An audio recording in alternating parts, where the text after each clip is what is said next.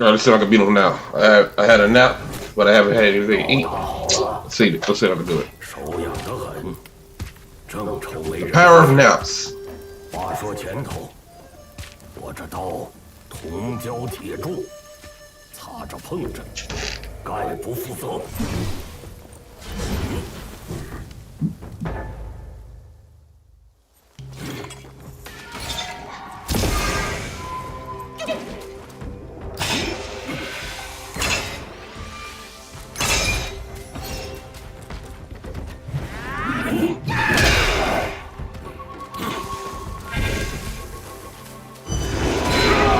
Oh, come on!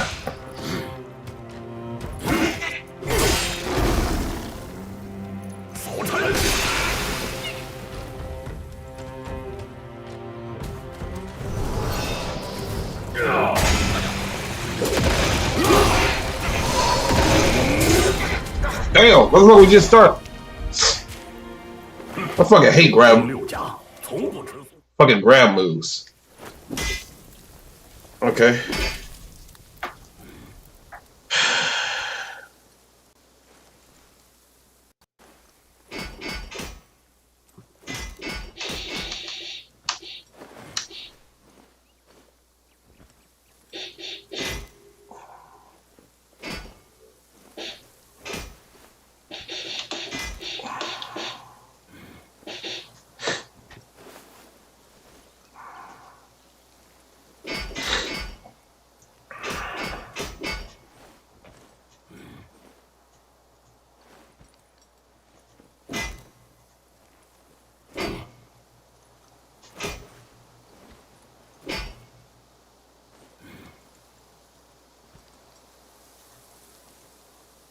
Alright, Rage Gaming. Gentlemen and destined ones of all ages, Black Myth Wukong has been out properly for a couple of days now, but as you progress in, you may find that the bosses start to get a little bit more difficult, especially optional or secret unlock bosses that are intended to be a bit more of a challenge. Of course, difficulty is all relative, though, at the end of the day.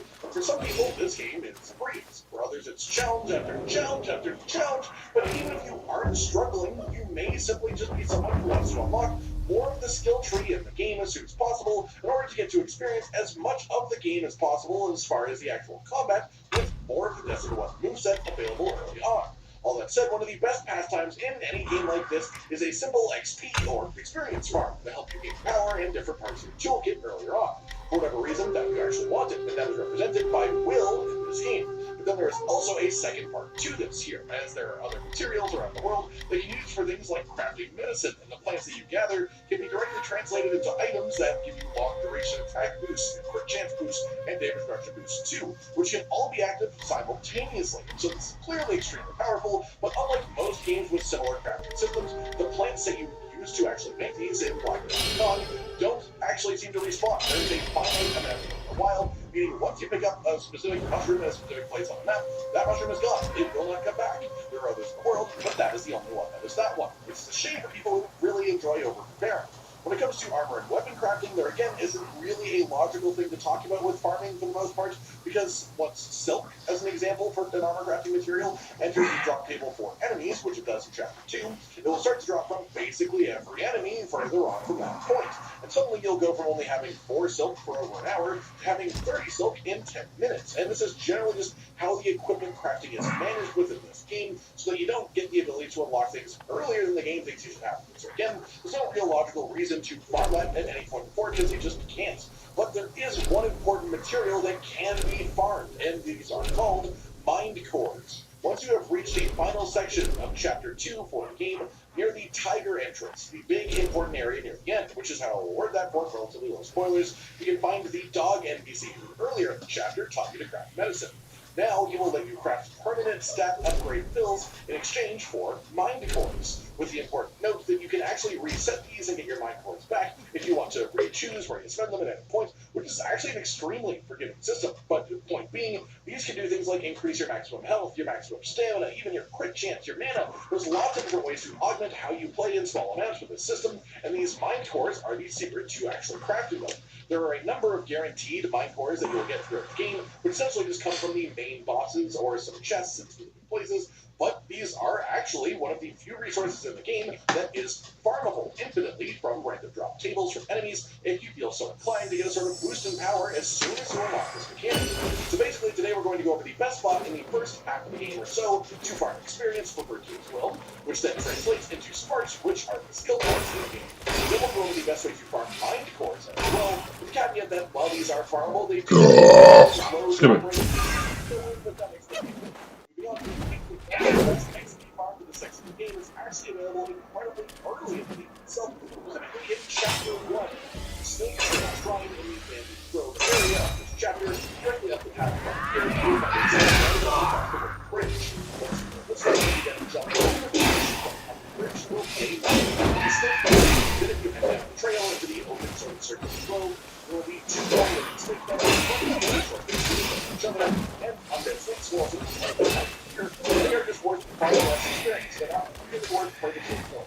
Each living snake hand, however, will give you 175 will for a total with the visible in my best run for about 60 seconds, which makes us somewhere in the ballpark of 700 will per minute or 40,000 will per hour. It's done absolutely perfect runs every time, and each level or each spark that we gain seems to be around 2,000 will. Which means that this is around 20 skill points per hour of farming through this method, 20 sparks, which is really, really solid. Especially for something that you can do as early as Chapter 1, which just gets even faster and more efficient as you improve your gear and get better at killing things in this level once you get further in the game. And of course, you can always come right back to either doing Chapter 2, Chapter 3, Chapter 4, whatever. After killing all 4 snakes like that, what you want to do is using Incense Trail Talisman. I use it to return to your last year's shrine, which should be the Snake Trail Shrine. This will automatically rest and reset all of the enemies in the area, and you'll beat this loop as much as you want until you have experience. For reference of expert scaling, there's not really anything more efficient for this in the next few chapters, but generally the enemies will scale up to be way tankier, way harder to kill in general, more complex movesets, especially the ones that will give you decent amounts of will. For example, the best ones in Chapter 2. They take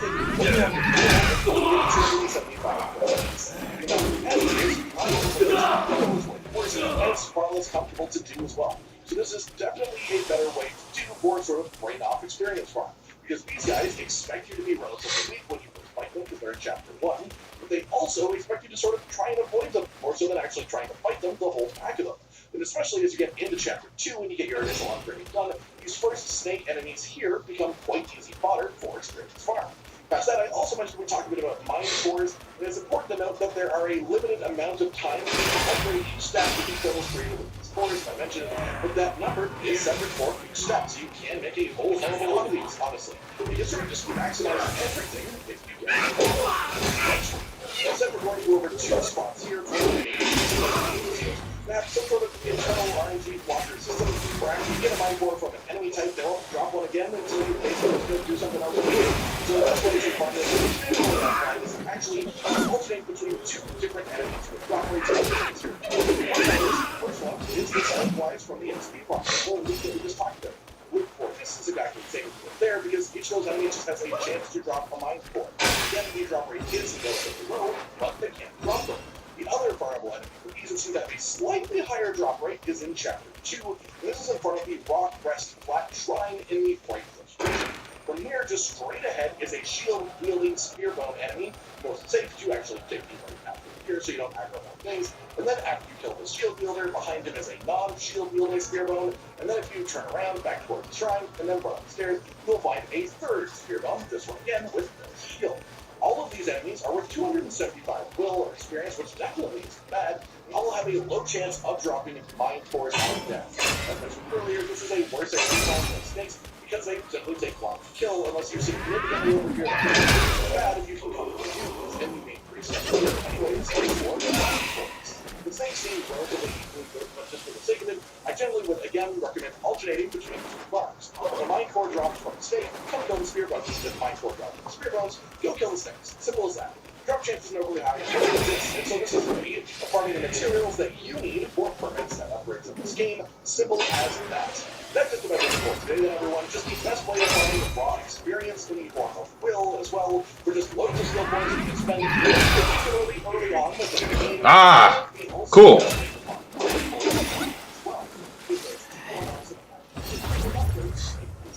Got some drops from his ass. Ladies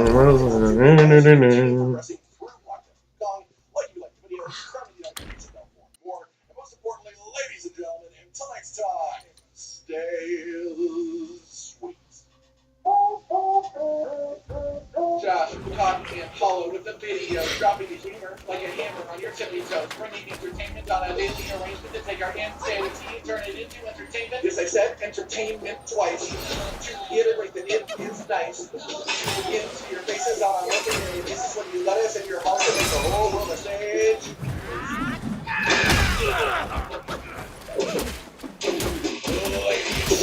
Tested ones of all, this has been the since the unlikely cause. And among those of us playing and enjoying the game, one of the most intriguing parts is just how deep the exploration has actually turned out to be. The sheer amount of optional or missable parts of this game that actually matter. Secret areas around every corner, as well as equipment or bosses that you can easily just walk past. We've done videos recently covering the first two chapters in depth. Today we're going to talk about Chapter 3. The caveat that we won't go literally just the things that we particularly relevant or important, things like stat upgrades, optional bosses, equipment points, skill points, that kind of stuff. We'll also go in progression order so you can start early if we pass what you have yet, starting in the Pagoda realm, as that's where we left off last time. So we'll do this which is where the game is and further into more and more ridiculous optional activities. Starting out then, in the Pagoda realm, there is a special effect that happens on the timer.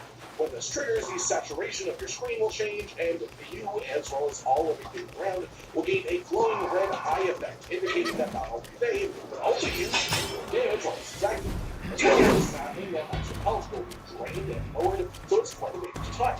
During this, a new enemy type is visible in the whole area. Sort of long-neck ice-off lantern flies. You can only see them in the state, and you can only kill them because you can see them. And while most of them are completely invisible along the path, you will point out the which is just to say that you do want to kill all of these lantern guas that you come across here in this level. You want to find all of these secrets. They're on every one of the ledges on the edges of this path. This strange world and obstacles. It's like a style boss at the top of the area. In other words, you can only actually kill these enemies and unlock the secret item that you get for it before you kill the main boss. Unfortunately, I killed it in this level before. We can still share this with you. Not making some mistakes. Instead, as you progress through the more area, more will be answered. So, up. All the way again, where you will find a little golden chest with defined people. This has the simple and powerful effect of increasing your stamina recovery. Upwards when you reach the upper Pagoda shrine. Here, directly left this and down into a hole in front of us is the optional invisible boss, who is actually extremely important to kill, Captain Lotus Vision. Just two main things happen here. We'll drop the frosty stripes twig material, which gives you show resistance from living and to dispel all the barriers on themselves. directly would go to Rock Prison. So, you know, it's just a little bonus. Most of the features contain there's one particularly important one. You sell the side for the first area, the first side of the first level of the area. Kick this cell open, now you can seal on it, and there are two major things to note. The first may have been a friendly NPC. Talk to him and he'll ask you to retrieve the souls of his four corrupted captives. The first one you've already gotten from the boss of mandatory bosses you will fight later in the chapter no matter what. You both have captains of names, so you'll know what to find. Final captain is an optional thing, but we will point that out later in the actual section of the chapter. Beside this captain, however, within the cell, there can also be something else, but it needs to be one of the interaction. So go back to chapter 2, and back to the same all the way against that area is this house here with the accelerated door. The friendly NPC inside of it you can interact with. You must have killed both of the two-headed rat enemies in the area first, but then they will actually talk to you, and they'll tell you about the third rat prince, because there are three of them. Once the dialogue is exhausted, head back to that same prison cell, which now will have a dead body in it with a sword impaled on it. If you walk up to it, you can interact with the sword to pull down and gain a brand new spell, Ash and Slumber, turning you into one of the two-headed rat enemies. If you have completed the side quest for the prisoner of the cell, before the rat conversation, though, this actually will not happen, but there is another way to trigger it elsewhere in the level. So continue up the main path from the lower Pagoda Shrine, and also stare at the second floor, and activates you'll have a cutscene play to solve one of the optional bosses. The fight goes directly back to the base, explosions in small spaces. But once you defeat it, the reward is the same as the other Oh, you dick.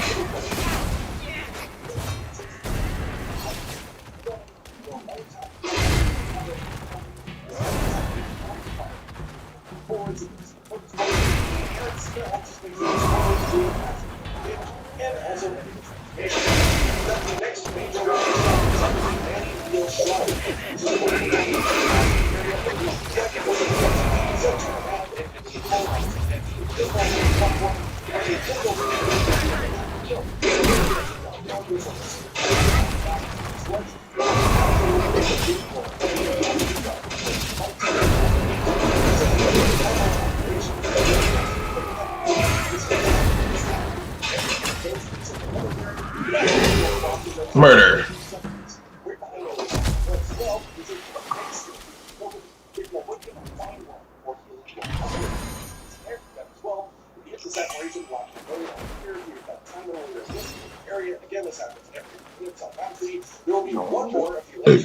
Oh, excuse me.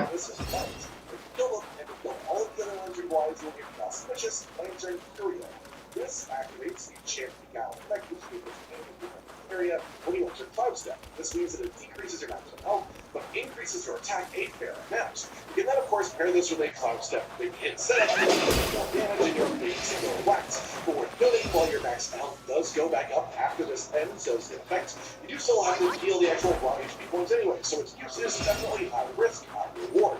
But beyond that, we have one more thing within this section of the map. This one from the Snow-Veiled Trail Shrine, a bit further along the path. From here, there are two ways forward. Left up these stone steps is the main path.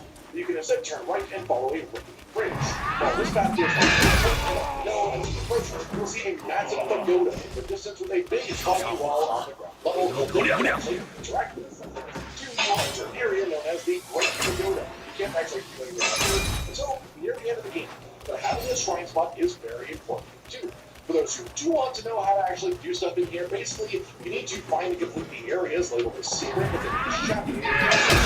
Boss zones in chapter 1, 2, 4, and 5. To do so, you should come back here once again because some jitters will happen. With this, then we move on to the next area, and technically it's actually Turtle Island, which has a shrine. And the only main story stuff that happens here is a boss fight you are running to before you're going to get you are immediately told to move up to the front head of the turtle. If you do that, you'll miss out on a few goodies that are here.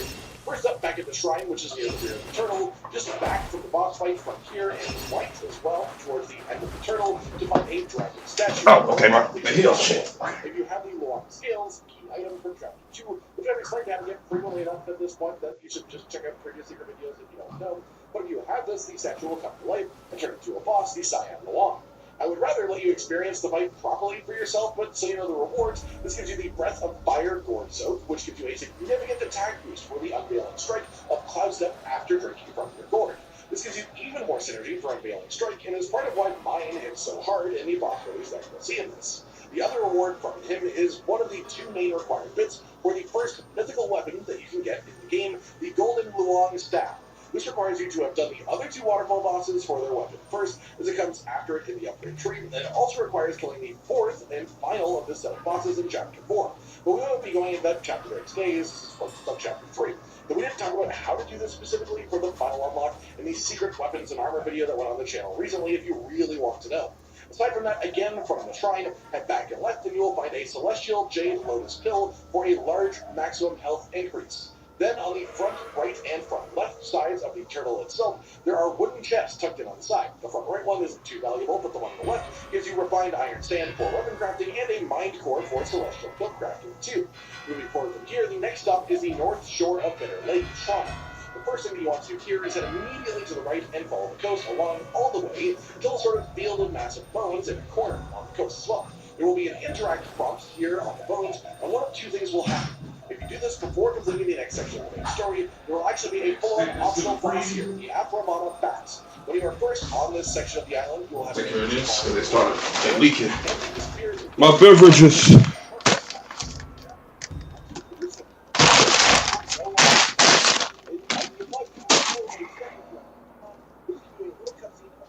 All right. Back to the shrine, then lifted back and left of you. The water a little bit behind the shadow. You'll see a distant dragon enemy. This is the optional boss, Chen the Wong. A very much old and decrepit dragon, but one with a will end up being your friend, and specifically ask you for medicine. The medicine that he needs, he needs to bring the Zoo Dog and see by the Crouching Tiger Temple Cellar Shrine in Chapter 2. This is directly left of the final boss during the entrance, so talk to the ground here by using the literal talk dialogue option and exhaust his dialogue to get the pills that you need. Bring them back to Chen Long at the North Shore Shrine. Now you will be about 20 feet away from where it was before, but now you will officially check. The reward for talking to here and getting this pill will be teleporting you to the Zodiac Village, which unlocks this as a new hub location. Here you will find all of the players in the main crafting NPCs, these dog, the upgrades of Gourd, now Chen Long himself, who will play What's up, Tina? from these seeds together, and a brand new NPC, the Tiger Blacksmith, off in the corner. This is super important for something that is honestly very missable, as the main new function from this is the ability to upgrade your armor. This lets you use armor from like Chapter 1, even say the Sprint set if you really like it, all the way in later sections of the game, simply by upgrading the defense values of it with slightly later game materials. This lets you use armor that you like because of the set bonus even past what you would otherwise may have needed to stop doing so because the defense value didn't keep up. So honestly, it's just a very super valuable thing to this does 27%. And it walks its own reasonably challenging, honestly, to hit the optional boss fight. Its reward, with this fight, get the ability to transform into the blacksmith as a new transformation spell, Ebb and Flow. What the hell? Large, sweeping, break sword attacks, the ability to defend attacks, and the might spending spell is really strong with this too. Back to the North Shore Shrine then. This time we are heading off to the left again, but not backwards. Follow this forwards through the path of torches to meet the enemies, and in front of you is a big building with a That was. a treasure chest. If you're active and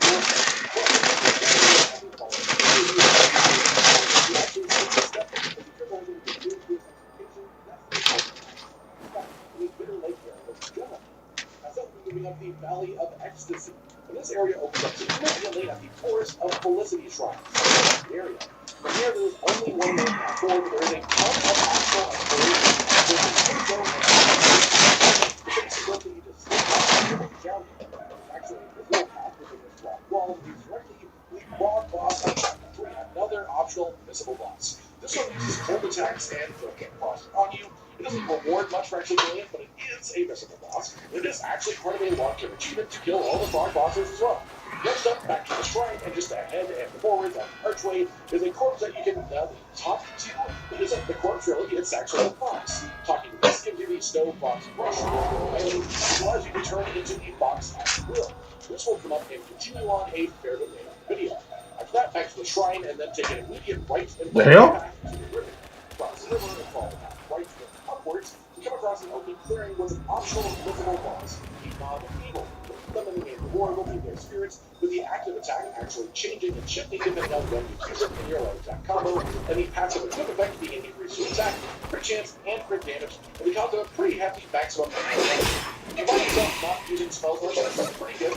Otherwise, the mana reduction is a bit hefty, and it doesn't really synergize with the other thing that does work with actually boosting your regular attack skills, so it's arguably not great, but this is very good. Down the road, here though, you'll find the optional with Shrine 12, which we'll come back to later. Head back to the Forest of Felicity Shrine, and this time we will head left along the main path of the pit. Follow through the archway and you reach this spot right here on the road, where you turn left and take this stony hill for a path, or right to go to the actual archway and the new path. Set the hill, follow this, and then take the archway bottom, follow this along, and change down the path stairs. You will find the towers and turn that shrine area. Right beside the shrine, not far away, all will be the treasure hunter NPC that we talked to earlier. Sitting here talking Sweet about ice. desperately feel like he needs fire. See your spell we got earlier in the story with fire, use a base item, and a cutscene will play.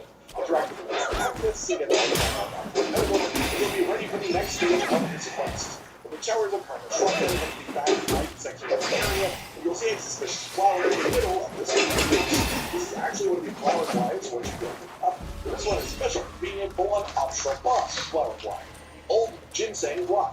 Defeat him again, these Ginseng Cape, unique chest piece, decent defense, show resistance, and a unique effect that gives you a moderate maximum strength increase after you finish your goal.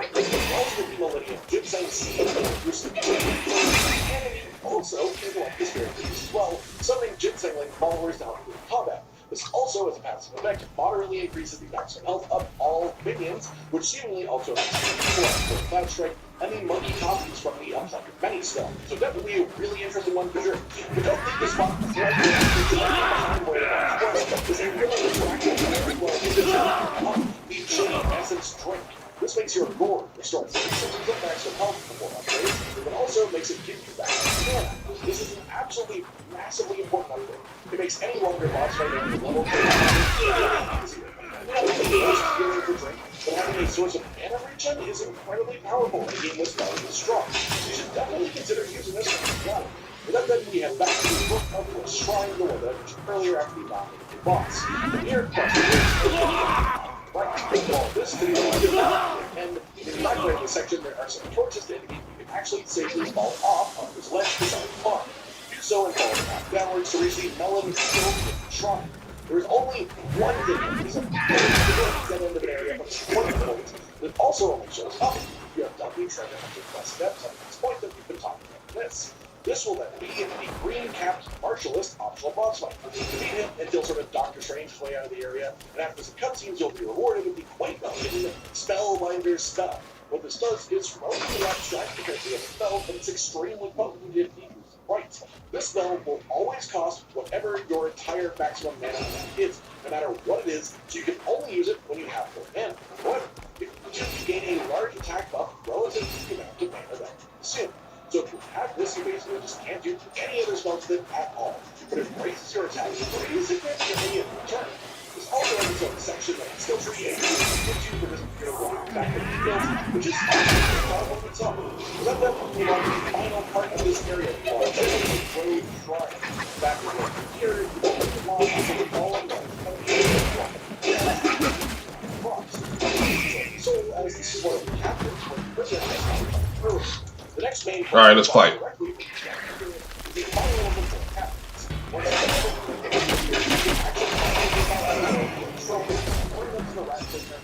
So, with this Copium, you will give you the Chubai Spearhead, which is the main component of the Chubai Spear weapon. You should now be able to craft a shrine if you want to. This has 75 attack, which is great for this stage, and it has a unique effect that changes up the light attack combo to be more spear-like. As well as boosting damage on thrust stance attacks, which stays super unique and the secret weapon that you need too. Without then, we move on to the last of the lower areas in Chapter 3, which is New Thundercloud Temple. Pretty much everything of note here comes from the temple entrance shrine as the closest place. First, and immediately select the shrine and through the gateway. Follow this path to the when you enter the archway. Directly in front of you, as you can here, is the monk from the sea optional boss. This step allows the transformation spell. Will give me transformation. Then we have another optional boss, area the Mob 4. When you enter the shrine, you must enter the first front of you, then take these stairs on the side behind you. Pretty soon, another side of this to get onto a high level of stairs. Then you can leave the back of the stairs. You see a large set of stone stairs and area. The lazy box of way back early in the video turned into a box, then head up to the top of the stairs and you'll hit 2 secrets in one at the same time. As this optional boss also has the quest interaction with the box transformation. The boss itself then will drop the non-mortal spirit on death, the active effect being basically an iframe dodge, which is pretty cool, and the passive equip effect recovers stamina when you get hit by enemies. Back down these stairs from here then, if you turn right when you are facing the stairs and path guarded by many enemies, you will find a pill that is in the chest to increase your maximum stamina permanently. After that, if you got the box form cutscene with the non-mortal boss, you want to head back to the box at the forest place of the shrine, and you'll get the Snow Fox Brush curio item. This increases the duration of all of your transformations, though, which is a pretty neat thing to have itself. Then the final secret for the chapter, before I suppose two together, this one from the Mahavira Hall, and the boss of the chapter, set it back down the stairs from here and go to your left side here, from what you're facing, into this big building. This will be one final optional boss, the non-pure. Defeat them and you get their spirit once more to add to your collection. This one does a multi-hit strike active attack, and the passive equip effect of this is moderate and reduction after using rock solid as well as a meditation point for you directly behind the boss, which is a free smart for your skill tree. And that just about does it for today, and everyone. All of the remaining secrets in chapter 3 from the Pagoda realm all the way to the Souls here. If you guys have enjoyed the series, well, of course, to make your voice heard in the comments if you want this. Game is honestly really opening up a lot more through further chapters. That just means there's even more and more optional, missable, interesting stuff to pick up along the way. Like if you like the video, subscribe to the notification bell for more. And most importantly, ladies and gentlemen, until next time, stay sweet.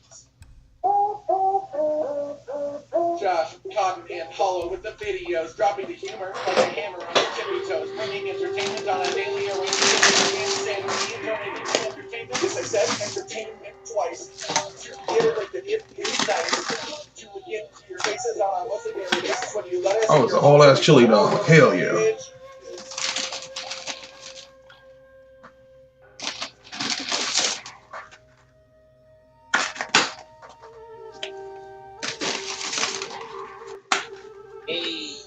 I know this one is relatively shorter. The hell? But I decided not to take the rest of it. They gave me 3 chili dogs. I had ordered wings. What the hell? Go sell it, like, go on print ball. Hope you guys enjoy it, and yeah. Guess they had out of wings. That's why they gave me a chili dog.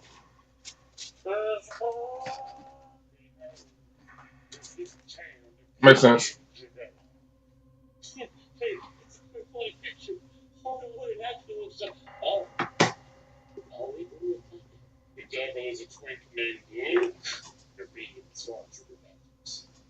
She's my katana, and you immediately get a phone call.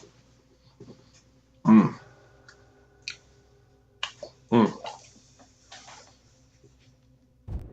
back to Outdoor Chef Life. I'm Taku, and today, Dawson and I are in beautiful Alaska, and we are going for some salmon and halibut.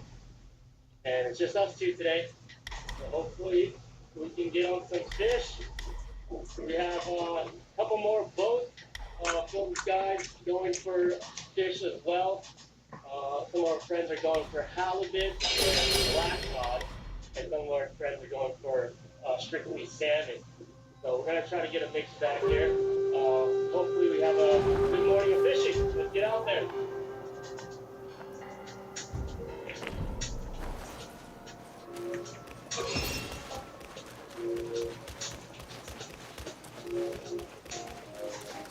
Okay, we're starting out by throwing a couple artificial these 2 rods. And this one goes downward here. That one is on a deep diver. And I got a photo killer on there. That's a little lure. Like this.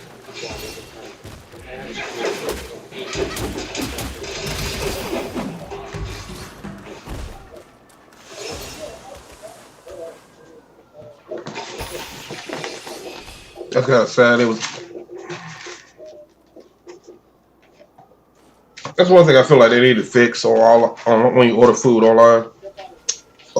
If they add something in the website, it'll update and say they out of it.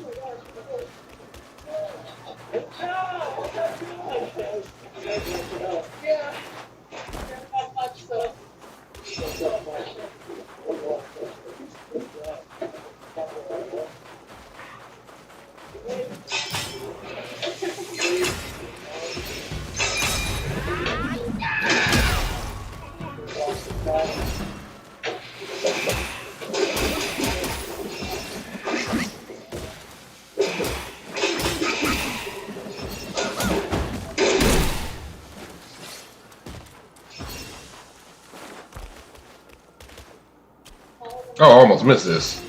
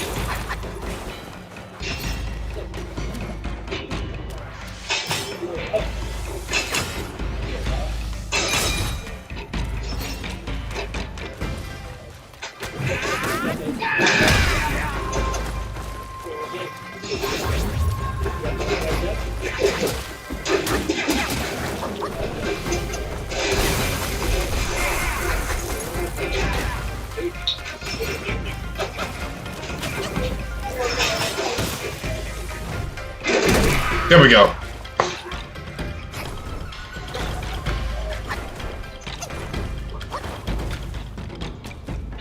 Now give me your soul.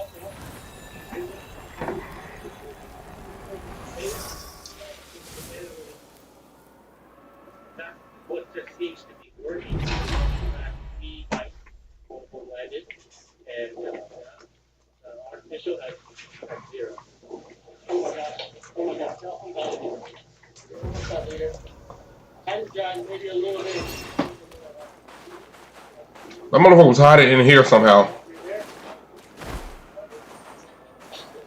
I see.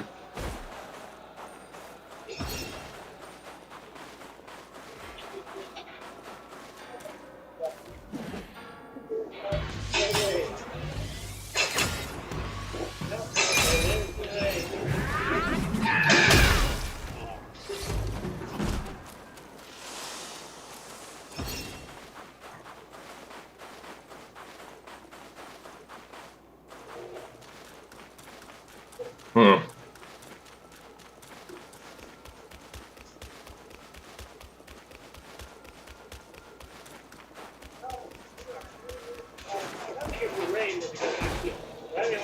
Mechanical issue. They want to get stuck out.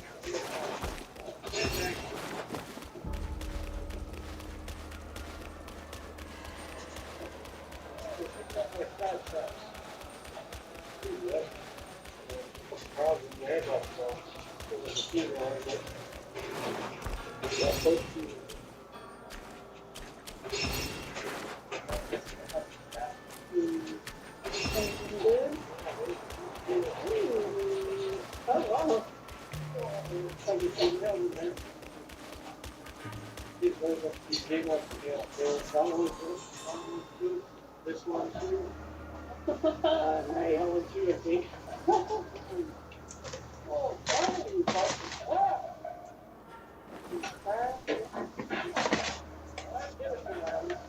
this one's clean up. Clean up.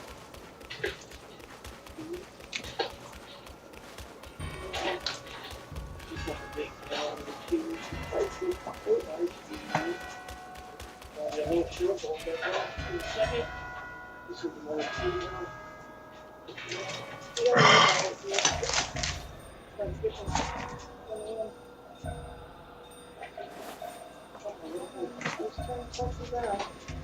Hmm.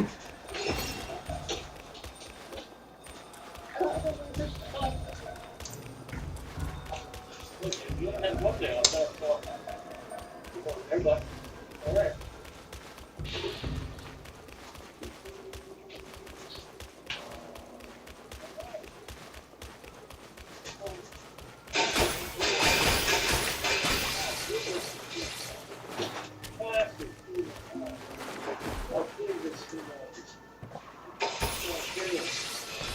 There's 7-inch female dumbbells. Oh, yeah. 7-inch. Other people too. Yeah, close to 7 inches as well. Oh yeah, it's kind of crap. I looked up the best. You have to be 5.5 inches. So this is like maybe 4 inches.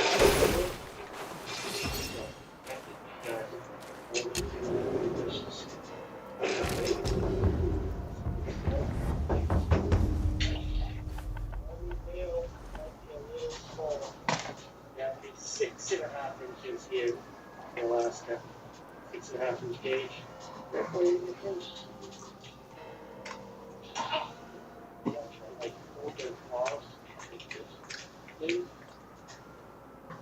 Every little claw type.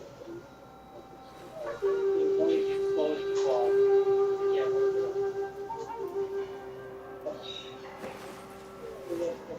short. Well,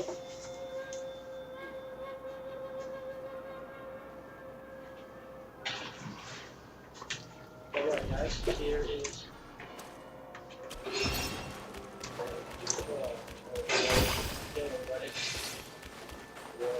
so big. I think it's big as over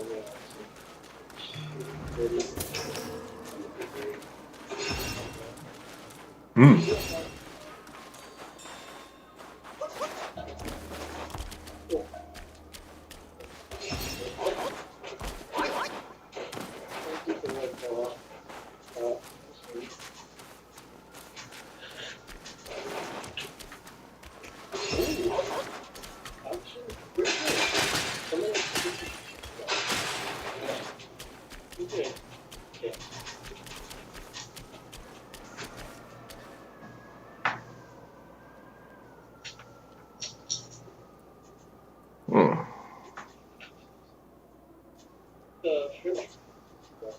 I got some boiling hot water.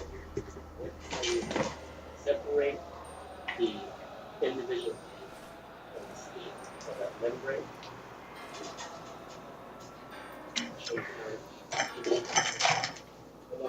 Boiling hot water actually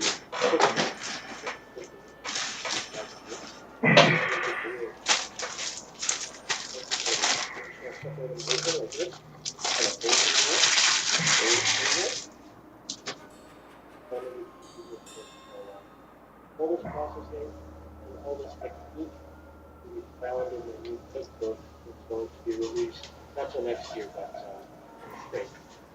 But it will be available to you. So all this process will be that happens when you write it in cold water, but it'll come fully back once you cure it. And smokes. Oh, excuse me. These columns, cold folders.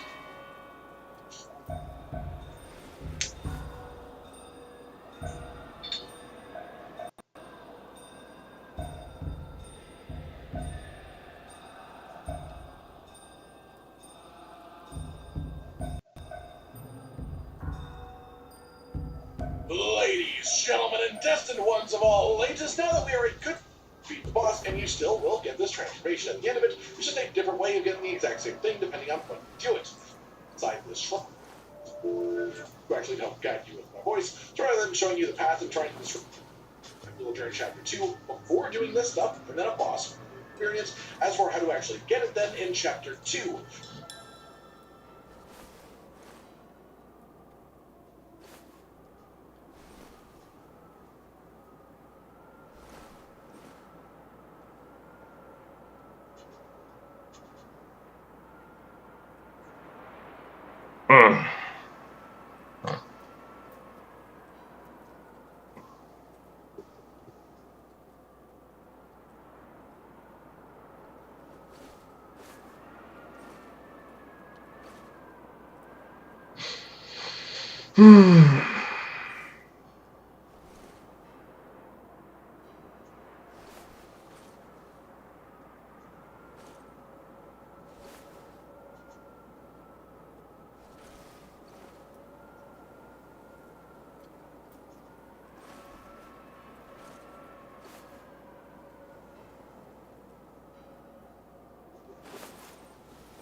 Ladies, gentlemen, and destined ones of all ages, one of, if not the core experiences in Black Myth Wukong are the bosses. And while a lot of them are relatively easy to spot, some of them are much rarer to see. Enemies that a large portion of the player base is actually unlikely to find without at least some sort of. Then past that, we have Yellow Long, the final of the 4 hidden dragons. Inside of this building, once you're on the upper floor, and you will then see an entrance shrine. You want to run forward to the large building that is in front of this, come out of the back of it, and then you can go up these staircases behind it, specifically on the left side. You then want to follow the fence that is up here on the left until you find a gap in it, and then head left. Ladies, gentlemen, and destined ones of all ages, now that we are a good chunk into the journey for most people within Black Myth Wukong, you may, as you start rounding into the later stages of the game, be feeling the urge to just really pile yourself full of as much experience as possible so you can get more sparks to spend. Speared on enemies that will come up a bit later in this video are the mind cores eventually. That said, we're going to go over 2 spots and then runs. The snakes, because those 2 unlock some hefty permanent upgrades late in chapter 2. I hope you've all enjoyed this then, and hopefully it helps you out as you continue progressing through Black Myth Wukong. Like if you liked the video, subscribe to the notification bell for more, and most importantly, ladies and gentlemen, until next time, stay sweet. Never. Damn it, I can't find the damn video I saw already.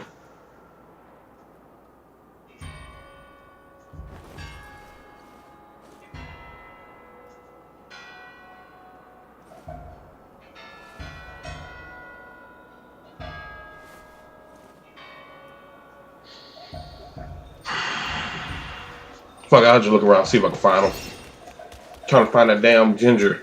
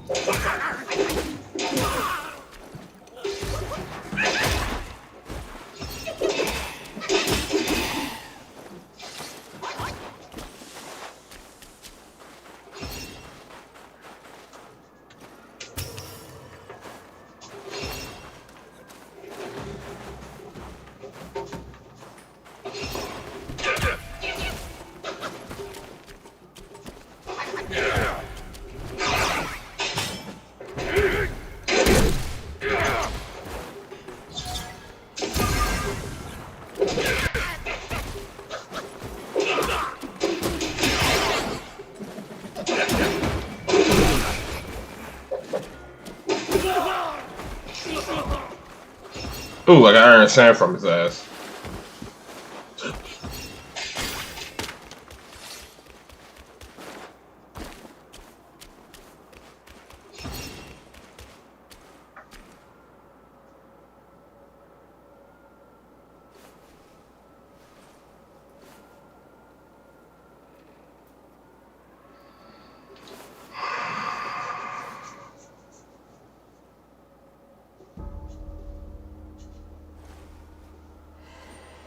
Well, that's only showing shit for chapter 2. I'm looking for 3.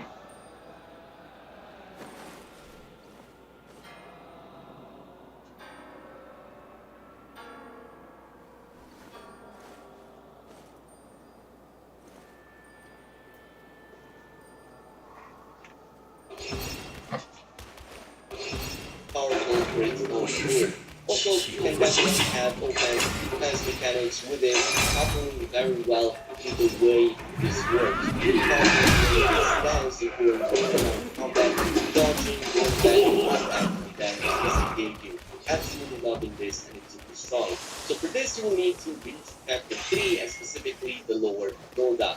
And your first visit here, you're going to see another of these sealed prison cells with a purple mark on them. So the very first cell that we see sealed this way actually holds the NPC that we need to start this quest line and get the weapon from. So to break these seals, you just need to progress up the level until you reach the upper pagoda secret shrine. Once you're here, pay attention to the area you just came from, as there is a small entryway to the left side of this, which is going to bring you to a secret boss below. Without waiting to fight, just hit the boss to break down the purpose seals for this entire dungeon. This is also going to let you unlock a lot of other rooms filled with treasures, enemies, also transformations, so totally worth it to just discover everything. However, once you're done, head on back to the start of the lower pagoda, free the third prince, and start the quest by talking to him. In this profile, you can tell you about the force at the top. Wait, that's the third prince? Responsible for this. I thought it was the rat. So progress up through this level and this stage after you reach that boss, you defeat that boss, and once you're done, you can then head over back and talk to the NPC one final time.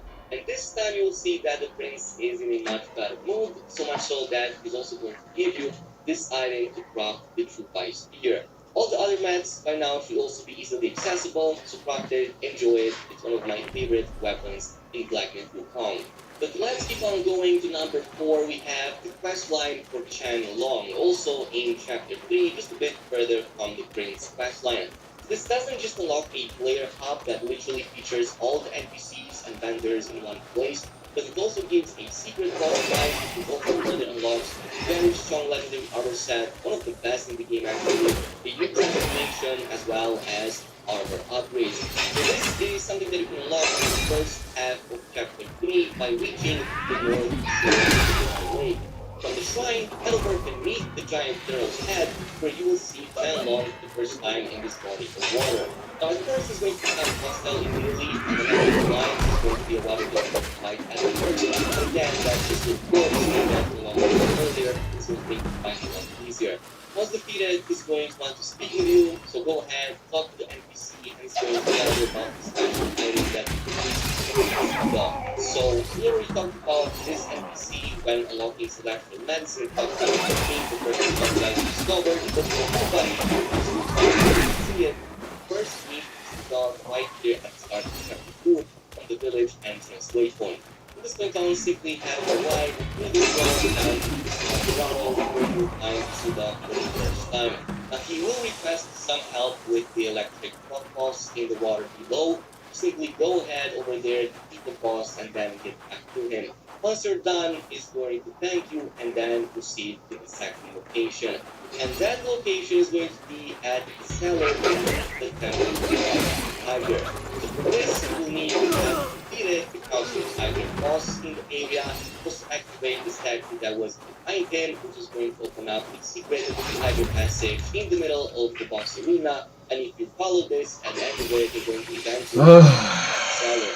And once you are here, simply proceed, cauldron in the back, and you will notice that two dogs spawn once again, thanking you, unlocking that medicine crafting, and also having a dialogue of his help.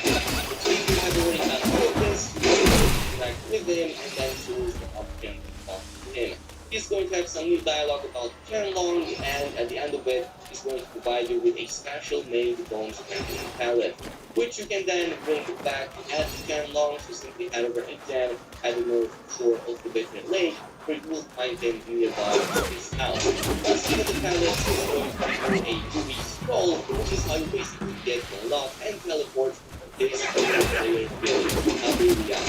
And I absolutely love that they added such a secret player hub because it literally gets all the NPCs that you along the way up until now. You have teleported here and at least access to them. And it's not just that, they also feature new mechanics. So for example, Food Dog actually gives you medicine every now and then, pretty much as a reward. And if you're 80% long, it's going to be able to grow plants for you from the seeds that you collect along the way, so you don't need to gather them from the environment. But I suggest heading into the bag and talk to the beginning finder is going to be much the blacksmith NPC. He also gets a new mechanic which aims to upgrade armor, not just pop items. This can be extremely useful as it improves rarity as well as defenses, plus the first couple of levels and moving close strikes at that kind of stage. However, you can also choose to challenge it, which is exactly how you get that new transformation and legendary 5%. Now this will be a very tough boss fight, I'm not going to lie. It is tough, but it is super fun too. Okay, that's a So if you manage to master combat, first thing you need to do is to give his weapon the epic blow. This also unlocks a completely new transformation that has the same moveset element as the enemy. So as you hit enemies, you like attacks, you also get to charge up the fire on the sword. Once that game is fully maxed out, you can then perform the same devastating long-range heavy attack that you also use to fight against you. The form moves rather slowly, but it is worth it. It's decently tanky, and damage is really good without even investing many points in it. Now beyond this, you also get the Iron Top Armor, which really buffs the rock solid skills, plus it's a legendary quality. It's one of the first you can actually get, or maybe the second. So the two set bonuses power up the niche of time mechanic even more on the rock solid, giving you even more focus when deflecting with rock solid. So you can actually just use the summons a lot more often. And then the fourth set bonus gives a Jimmy. considerable cooldown reduction, letting you spam the ability a bit more often. Plus the gauntlets also provide a damage bonus on the first hit following that deflect, which already gets boosted if you have a long you can get both of them at the same time. Yeah, that is pretty much it for the video. Let me know down below if there's any other secret quest lines that you discovered in the first couple of chapters, and if you did, I would totally love to know if you got any rewards from them or at what stage you are. In the meantime, thanks so much for watching, and I'll see you in the next video.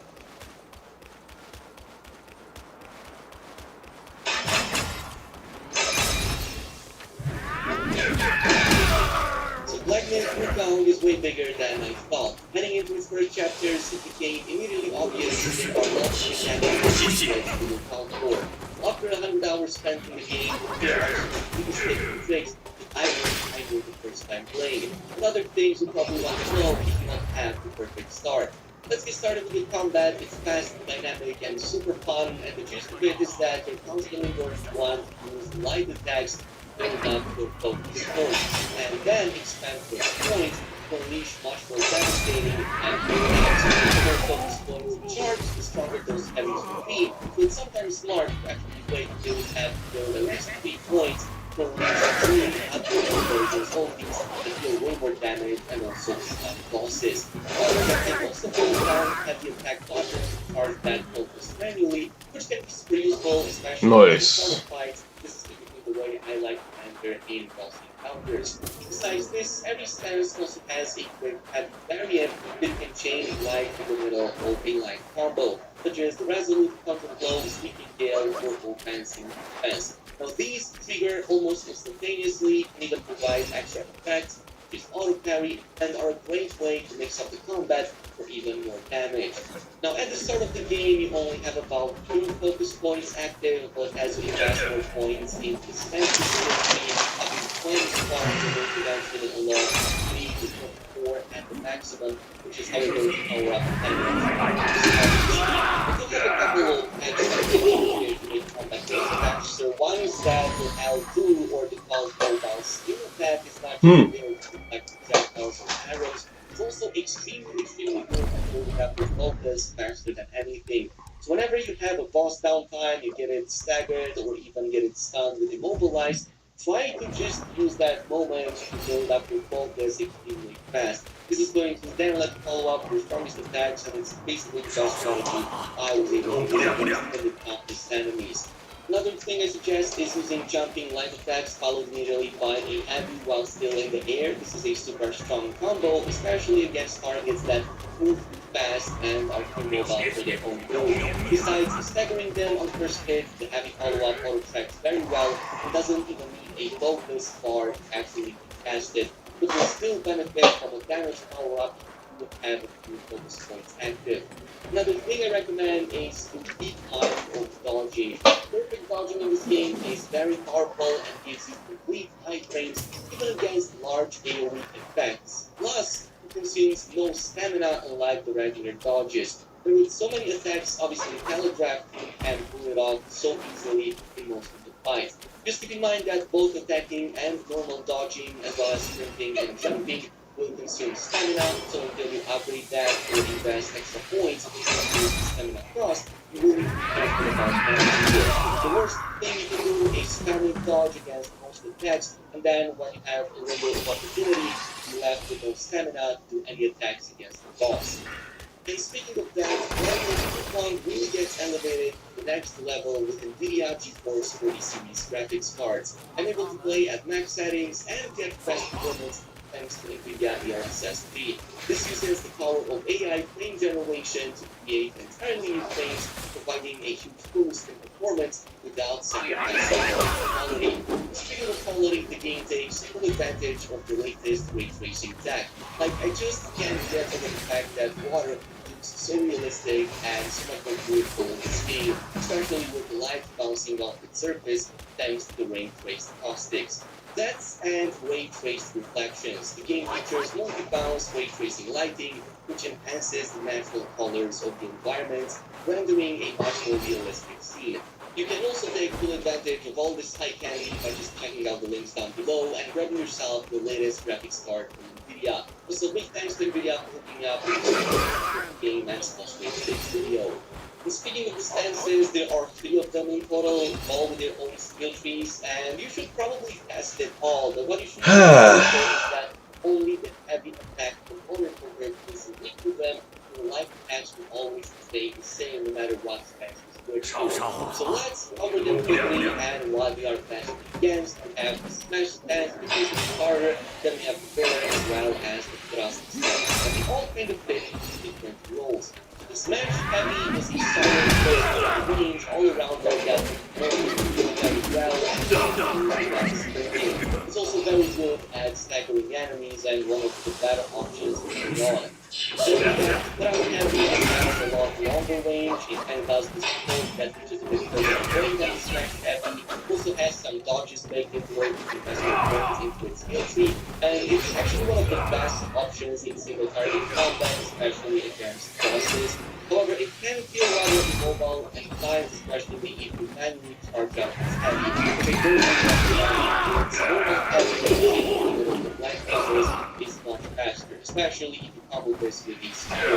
Then we have the Greater Stance. This is more about staying above the ground, avoiding damage, but following up with a well-timed hit, which has the longest range from all the stances I tested, assuming that a target can be reached focus bars. But it also features a close range AoE spin, the other sleeping gale. It's actually a very good ability if you're fighting multiple enemies at the same time. So again, pick your poison, but the first 2 are my favorite. Moving on to exploration, like the reviews talked before, no, they were not wrong. Exploration is a part of this game, and you will find that only chapter 1 is linear, which makes everything past that is absolutely massive, like the worlds and the maps are super very intertwined, and there are a lot of places to go into. It's a very daunting task to actually discover all the secrets, and I'm not gonna lie, you're probably going to need some guides to go for 100% completion. So here are some of the telltale signs. And that's pretty much what I'm doing. First, always follow the sparkling trail. This usually leads you to quicker signs, which are basically bonfires. You will need them as this is where you will respawn in case of the arrow. Plus, you can rest here, fill up your potions, and even your chi, so it's very useful as a formulation and as a proximity and fast traveling. Second of all, always, and I mean always, look out for increased storage instance containers and other sort of boxes. For up to the mount, they give out selected action, basically permanent upgrades bit of games to be able to come back to stand. Later on, you'll also find a special NPC named Wukong to help you move through the board and get a resource called Life Force. First of all, you're also going to want to pay attention to treasure chests. They come in all different shapes and sizes, and you also tend to drop crafting resources as well as upgrade materials. So you can get stuff like silk, iron, needed for crafting and upgrading gear. And sometimes some of the other more rare resources such as the mine cores, which are useful to level up stats, and especially resource ones we just talked about.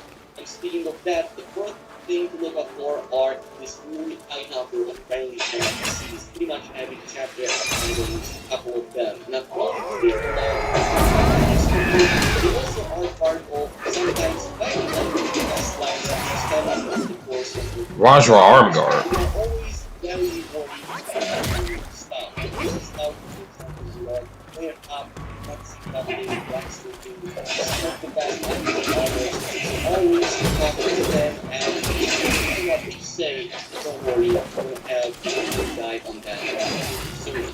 Besides this, in general, just grab everything that's kinds of fruits. This is going to prepare this both and crafting mortal medicine. More on that in just a little bit. Number 4, another important aspect is bosses. Bosses, as you can see, but there's a purpose behind this. And the biggest is to be able to collect their essences and then use that as a skill in combat. So having this ability to summon them can be extremely helpful in combat. There's some builds you can create after the summon more often. And you can do all of this as well as upgrading the other cultivate spirit mechanic. And this provides extra effects if you also go ahead and upgrade the spirits, which you can, by the way, both with the will that you collect as well as the special resources that you try to chest and then the bosses. For example, you can use the cheat code for summoning them, bonus damage, bonus defenses, and other really cool effects, even like extra healing on one of these. For the most part, you activate them only for one attack as they don't really last too long, but that's really not the rule. There are some spirit transformations that can linger for a lot longer and can even perform multiple hits that can last quite a bit. Now, while there are dozens of such summons in the game, there are only about a handful of transformations in total. Some of them you can acquire from the main storyline, but some are required via secret side quests. So it starts with the Red Tide, which I recommend always getting, but there are many others, including the Azure Port, which we see in some of the trailers, and a few special ones that I don't really want to spoil, but I'm pleasantly surprised by quite a number of strong options that you get, both from the story and side quests. So the way they are different is that they also have their own skill tree, and they also come with a knife mechanic, which is basically their own stamina bar. So once you start using the abilities such as the magic, you're going to start consuming it. So it becomes kind of like this balancing act of trying to stay alive, but also trying to unleash enough damage to charge up whatever meter it features onto the side. So rather than the same focus point, but it's going to charge up a different mechanic that can be much stronger. Like for example, in the case of the Red Tide, you basically unleash a very strong fiery attacks, but others can have much stronger options and much better looking ones that can have different effects. Last to number 5, of course, all the combat will be playing without activating your healing ward. This is basically your healing potion, but it goes a few steps above your typical healing potion. So not only can you level this up, charge up, and actually charges, that also active rewards with effects quite extra. Healing over time, elemental resistances, even if you remove the bonus damage. And then beyond this, there's one more stat, which is the fact that you can have different drinks associated with the reward, and that have different souls to have different effects for it. So let me explain. If you charges on your reward, first you need to look out for these yellow, fragrant vines when exploring. Think of it as like the golden seeds on Elden Ring. You will need more and more of them for extra healing charges. And there's also an NPC called the Shan Monkey in the Marsh of White Mist in Chapter 1, who will help you with the upgrading part. Then we have the drinks, and the starting one is upgradable, but you can also find others, including of legendary quality, which will affect how much or in what way you get the heal. With these strings, you can then have a number of slots. For example, I found one with 3 slots, which was the highest I've seen in my playthrough, in which I can add extra soaps. And soaps is one of the other bonuses you can add on your healing class, so that every time you heal, you can gain even more extra bonuses, such as extra mana, resistances, even. Oh, it's ginseng. I'm so stupid. Now, how do I find this mother sucker?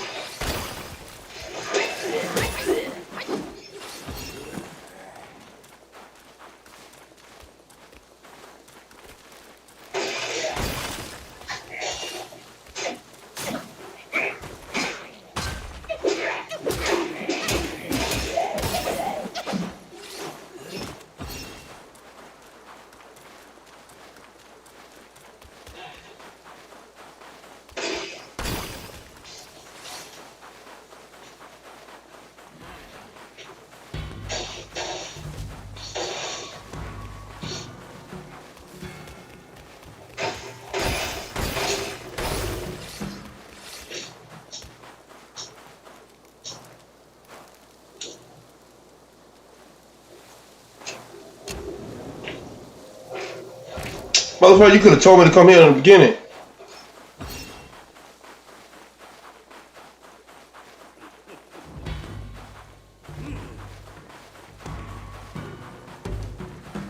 Ah, here it is.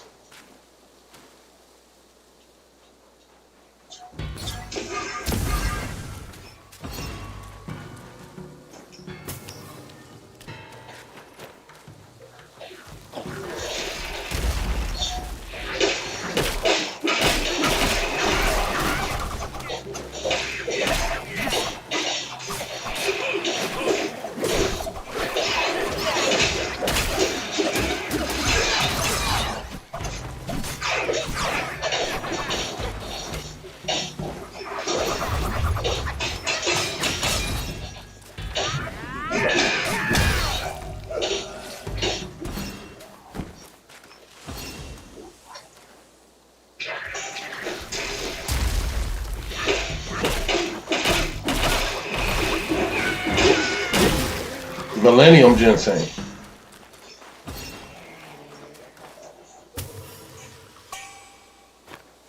Jade essence.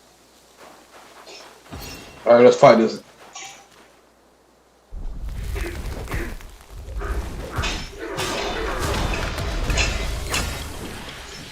Why you have clothes on?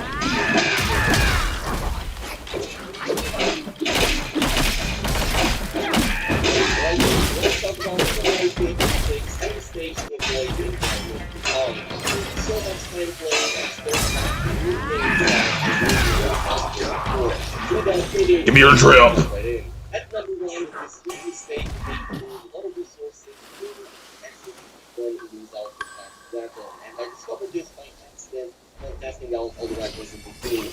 Basically, if you go back down the weapon tree and create previously unlocked weapons, this is going to override whichever weapons already unlocked in that tree. And this also works, by the way, for the best ones unlocked. Let me give you an example. Let's say you already got the mythical golden long staff, but maybe you want to You test know it what? with That's what I'm going. That's the plant. Those are going to be one of the plants that finally start growing in my apartment. if you go ahead and craft any of those, I'm going to this grow will give you ginger, an overall ginseng, and golden long garlic, staff, and which green means you onions. just Those got four, a because I'm mythical going to use those in golden every long damn thing. again. If you guess it, all of this is going to cost the same resources once again. So you need to cut down all of the iron sand, wood, eventually even higher grade materials as you go into the higher end stuff later down the line. Fortunately enough, the boss drops are not going to be consumed, so stuff like the mountain shaking cloth and pendants will remain in your inventory to craft it later, but just keep in mind you will lose out on all of the consumables and will as you perform this more often. At number two, did you know there's actually a double jump mechanic in Black Myth Yes, I Wukong? figured that You out. What can I, actually finish off by just jumping once and immediately following up with a critical attack, which is going to cause Wukong to one point flip before following up with a smash button down. So this can actually be very useful if you have high enough places with inaccessible loots, and there are many locations in which the game places upgrades you can only use that way. It took me like 100 hours before I even realized this, but I'm glad I did because it just makes exploration a lot better. At number three, do not hoard all of the pieces of gold in your inventory. They don't really have any use except for being sold for will at the vendor. I actually finished the game entirely before I even realized they don't really have any use, and I kept them thinking that they might become useful later down the line, maybe used for item crafting. But no, you don't really do anything with them, you just sell them at vendors, and you're going to get some will out of it. If you did not at all, chances are that you have hundreds of these, which is going to give you tons of will necessary to do a bunch of upgrades. Except for the rice cocoons, do not sell those. These are very important, and I'm going to show you for what. Also, if you enjoyed this video up until now, a sub to the channel would be amazing. Because this is going to unlock a very strong I'm spirit subbed. called the Proto Armor Worm, which is the very best way to apply poison on your target. So you get this at chapter 4, where follow the word you break fine right here, heading over past the bridge nearby, and then to your left side, here is where you'll encounter the Elder Armor Worm that you have to defeat. Now this is going to drop a special item that you then have to bring back at Zodiac Village to give it to Qianlong right here. And once that's done, you're going to have to feed it 3 times before it grows, and for that you're going to need 3 rice cocoons. So you get these as a rare drop from the many cocoons you find in the web hollow, though I recommend this waypoint right here. There are many nearby as well as an adjacent path downwards that you can use. Destroy them up until you get 3 of those rice cocoons. Once that's done, go ahead and feed the proto armor worm in the base very close to Qianlong back at the Zodiac Village. Every time you feed it, you have to go back at the waypoint, rest, and then go back feed it again. Rinse and repeat 3 times, and on your fourth encounter, you're going to see the spirit now absorbable, so go ahead and collect it. This is going to be an epic quality summon. It gives you extra critical hit chance when in a poisoned state, plus the attack is really great. It just spreads a lot of poison stuff on the ground, which is going to make it really easier for you to apply poison on your enemies. This works really great if you're going especially with that Mantis armor build and using some of the spider weapons that you got from chapter 4. Also looks really interesting, very disgusting, but very much worth it for the extra damage. At number 5, another big tip in case you want a lot more lore is to pay attention to the chapter canvases once you finish the previous chapters. If you pan your camera over them, you're going to notice a lot of interactable coins, which are going to give you a lot more story and context to that specific chapter or other characters from the Chinese mythology. I think that this is a really cool thing, and it took me a whole playthrough to even realize something like this is possible. Pretty much there are multiple points you can access this way and interact with, which will give you more story context that you might be missing if you just follow the normal routes. At number 6, probably the most overlooked items in Black Myth Wukong are the Incense Trail Talisman and the Rui Scroll. You can actually use these teleports to locations right from your inventory without having to access any Seeker Shrine. So the Incense Trail Talisman is going to instantly transmission you all the way to the previously interacted Seeker Shrine, which is very useful if you got lost or just did a farming path but want to immediately head over back and maybe do some upgrades. Meanwhile, the Rui Scroll is an instant, fast way to go to the Zodiac Village, again without ever having to interact with a Seeker Shrine. Make use of them, they are really oh, I useful, got. especially Oh if you want yeah, to if you get stay a few multiple, times that's in right. boss battles, assuming that you want to disengage or do not want to start first place. At number 7, I'm going to show you how to increase your damage by 6 times. So yes, that's 600% damage increase, and it only involves a few abilities and a spirit. That spirit is going to be the Gore Eye Taoist that you get in Chapter 2. This is going to produce some extra mana, but it's also going to place down a staff that immediately doubles the damage if you stay close to it. For the upgrading, this summon is not for the upgrading. I would say it's mainly a long as well as increasing that damage to the core. Now, you can also combine this with upgraded Filter Step. That one is going to further double your attack, bringing it from 400% of what it was previously. Having a Spellbinder fully upgraded on top of it too, and pretty much looking at 550 to 600% extra attack as it was normally, and combine it with Iron Staff once you reach 3K plus, and that's going to give you over 600% very easily if you want to reach those numbers. At number 8, Will is going to be one of your most important resources. A lot of upgrading Mythical in the later stages will cost a lot of it, so you will need hundreds of thousands if you want to go for most of the armor sets in the game, or even weapons. So here's what I recommend doing. Go ahead and if you cannot defeat enemies easily, switch back to the last edition Cold Opera armor set. That's going to give you a 10% increase in the will that you get from defeated enemies. You can also combine this with the Gold Flora Hairpin, which is going to further provide another 10% to will gain, and you get this by just purchasing it from the Man in Stone shop once you unlock its best line in Chapter 2. So yes, it's only a 20%, but it's going to still help a ton, going from 530 will per one of these enemies to 600 and almost 50 is going to be a massive bump and will definitely stack up as you progress more and more in the game. At number 9, don't always pick the most obvious choices in the relic skill tree. You can always reset these and experiment with something else, especially so with skill-specific upgrades like the Eagle Eye. So let me give you an example. Early on, I always went with the Opportune Watcher because I wanted more focus, but realizing that Eagle's Eye basically slashes half of the cooldown of your Cloud Core, which is a very strong ability when fully upgraded, pretty much giving you a massive damage and critical hit chance increase when you have it fully upgraded, assuming that you have Eagle Eye. And if you just ensure that you hit the enemy with any attack during it, you're going to slash off half of that cooldown. You can further upgrade this, of course, with its skill tree and even get here to further reduce that cooldown even more and make it more spammable.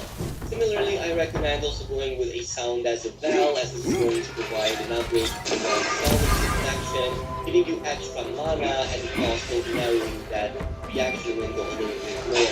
This stacks with the other power window plus mana that you get and the return skill tree. And this is going to literally be very much here and still as one solid. Meaning that as long as you have mana plus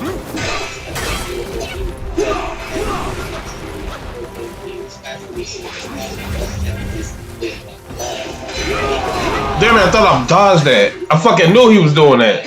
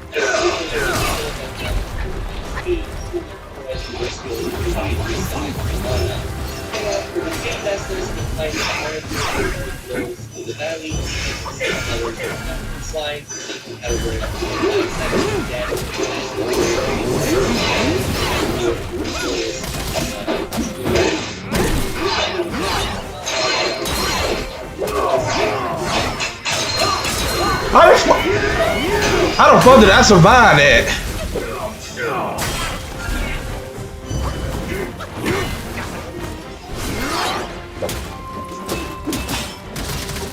How the hell did I survive that? Oh my god, that was lucky as hell!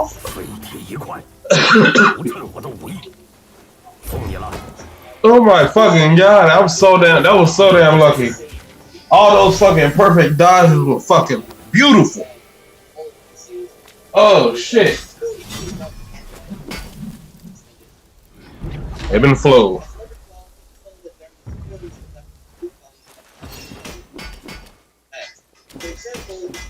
I wonder if there's any Wukong fanfiction now. 兵器 Might as well 有 check. 所求。 It's been out. It's been out for long enough. Equally, the assumed form only is going to jump and perform a weak damage on the target using its Let's see, black. Transform, help enemy, and then follow up with regular attacks. That's why I also recommend the Might Reserve. This is going to increase the might that you retain in the transforming. So at max level, that pretty much means you retain half of the might you just spent by the transforming. Nope, it looks like there's that one yet. As you can then use it again in the same battle. And finally, the number 12, controller. Now on the keyboard and mouse, it's much easier because you can find anything. Be it the default E or if you want to jump straight into it, even in the middle of an action. But if you do it from the menu screen, you can't do that while your character is moving. However, you can on the controller if you hold down RB and options / screenshot button, which is going to immediately bring it up. It's very useful as there are many cinematic moments and cool animations in this game, and if you really want to capture them, this is the best option. And that is pretty much it for the biggest tips. Let me know down below if there's any others that I missed.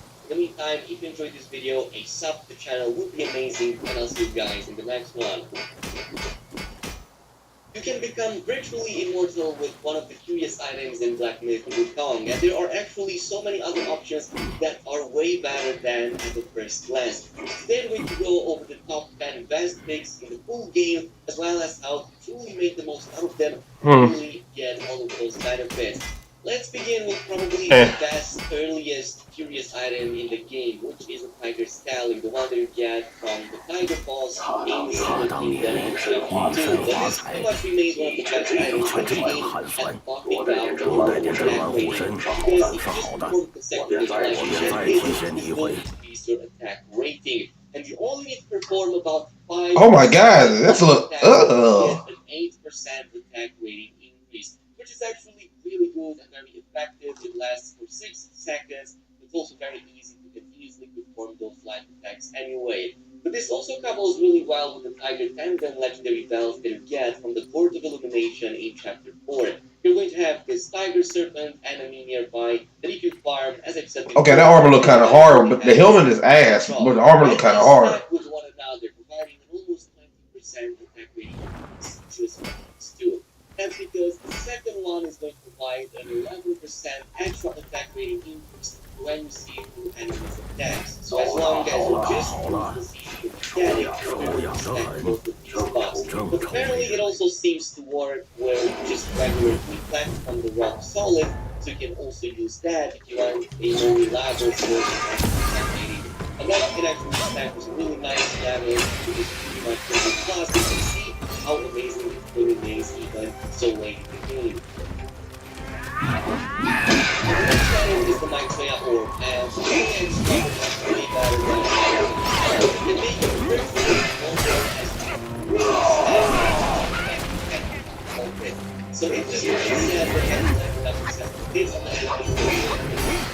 So, on reality, you have to yes, these targets triggers usually see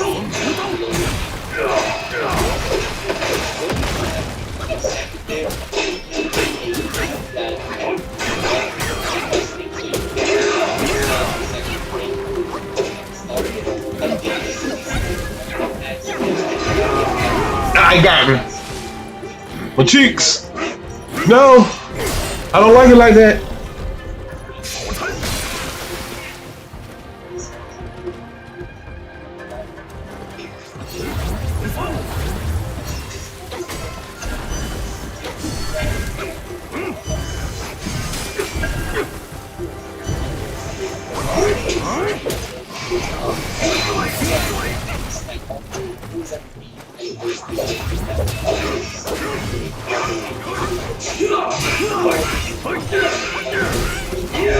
Okay, he beat my ass.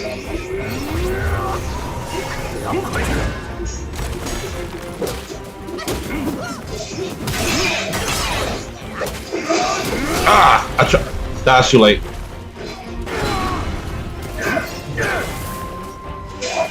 Damn it. Ah.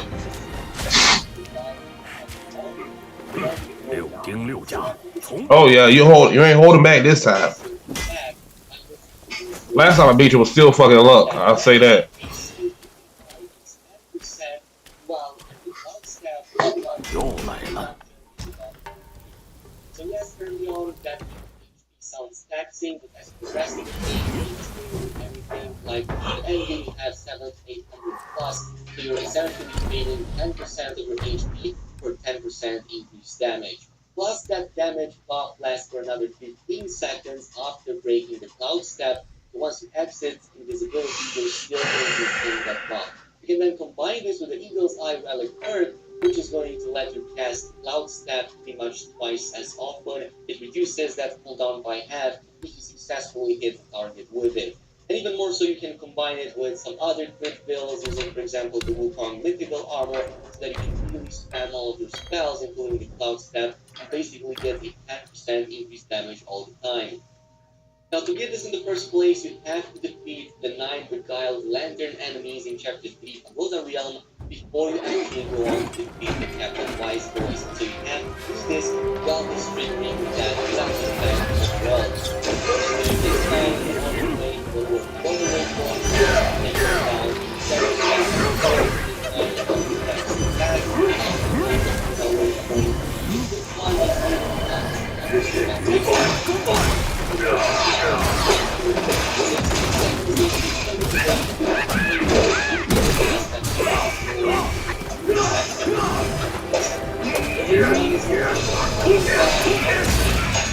Damn, he got me with that uppercut. 接住了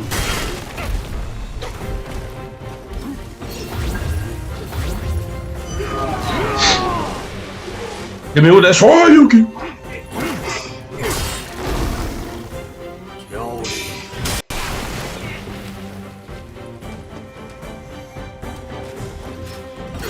迎风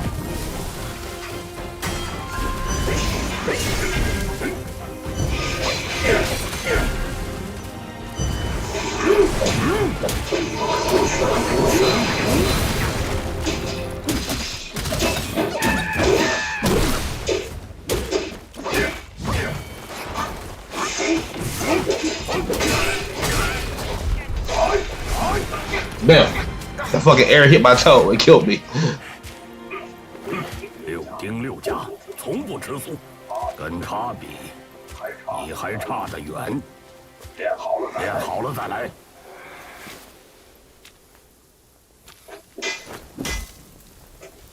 Okay, that's something I need to look up. I'm thinking about.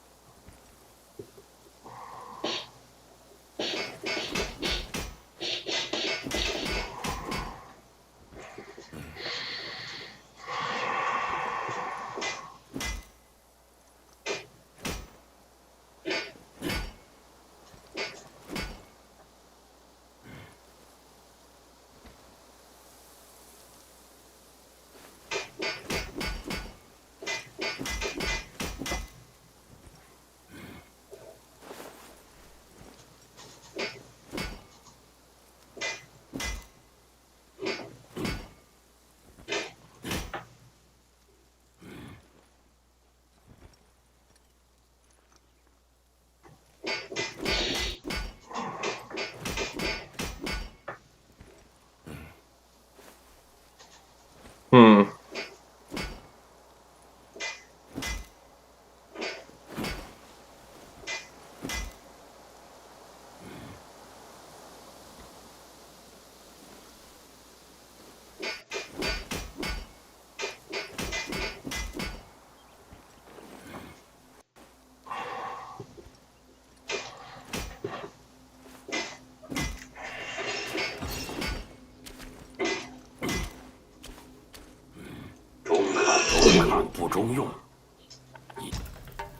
Good call.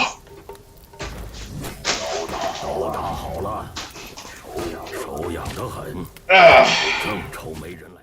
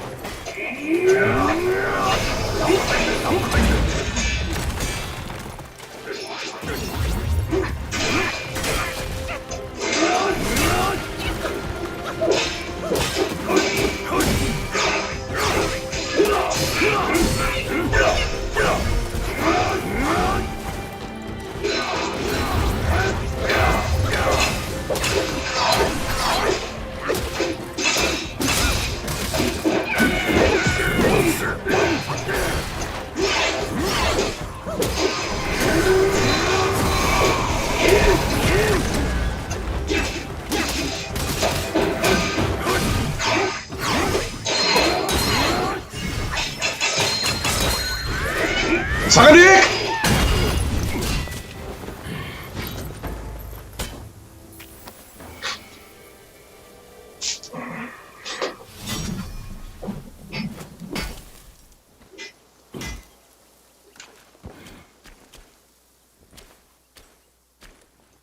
一身破烂， Oh, Sonic just challenged his ass 难 now. 怪登门。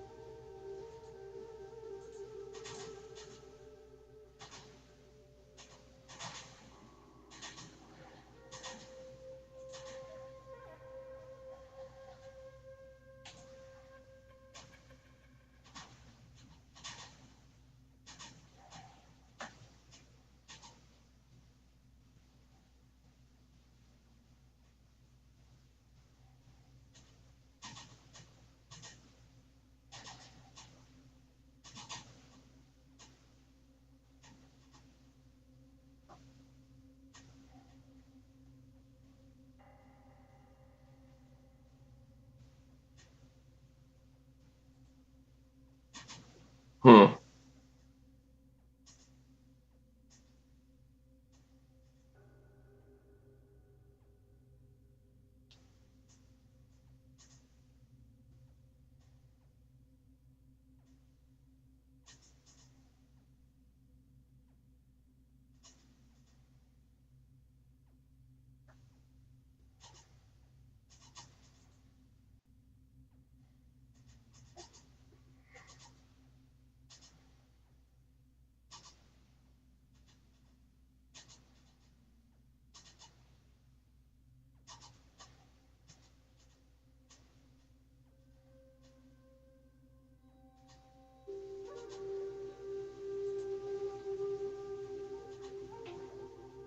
Hmm.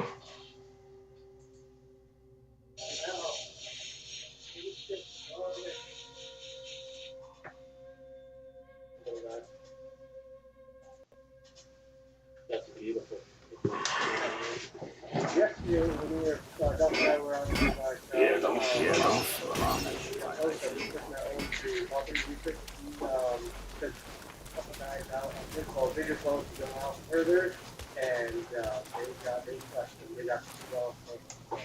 Now that's why we have all this salmon. Yeah, we're gonna enjoy those. We're gonna take those home. Have some sushi.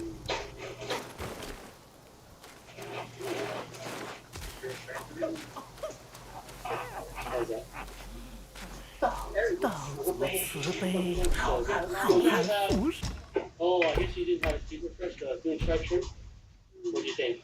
Goon Strike versus Small? Yeah. 好汉吃药。 The texture on it is really nice. What time is it? 12 o'clock. Alright, that's like the salmon scotch Yeah. Salmon scotch That's gonna be on my in my cookbook. Oh yeah. Yeah. They got some sausages, some miso in there too.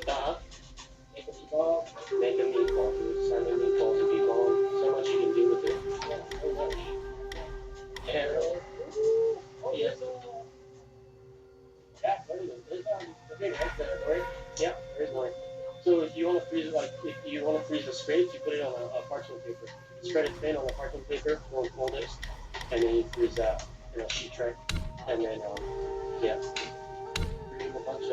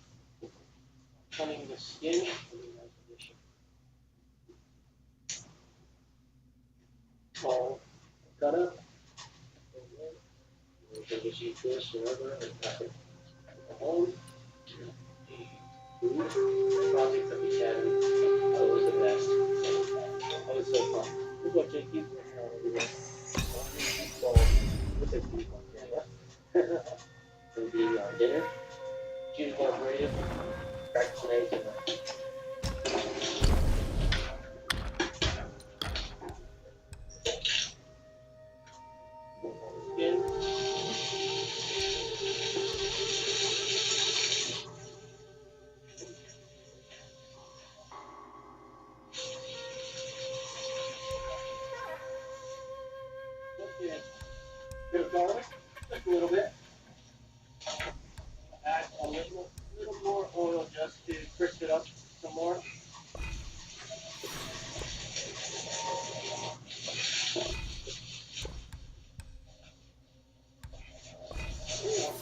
Now, a little bit of garlic.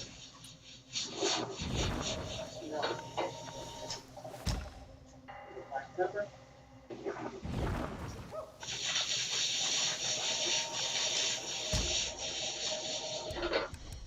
Oh yeah, this looks absolutely stunning.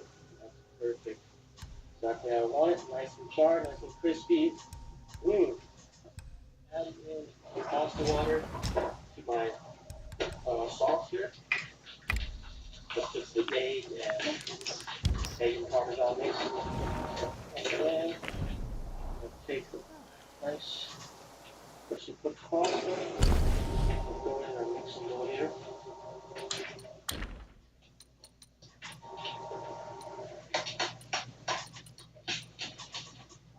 Give it a taste. Give it a taste. Heavenly. Nice and cheesy. That's perfect. Now I gotta add in our main ingredient. Mm.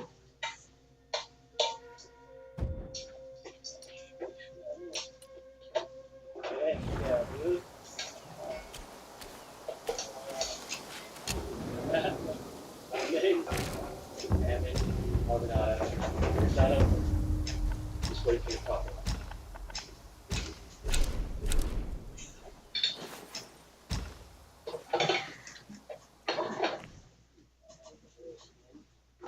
Crispy bits. Little bit of crispy skin on there. Look at that trying to do.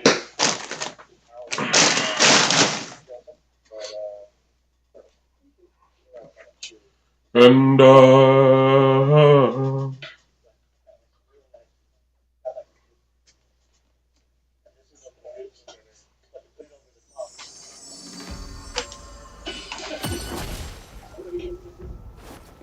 Over the top. Get out of town. Get out of town here. Get kidding me now?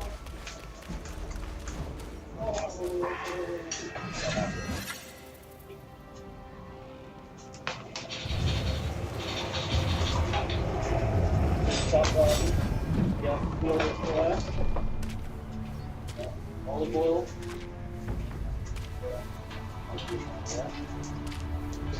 Like sea salt.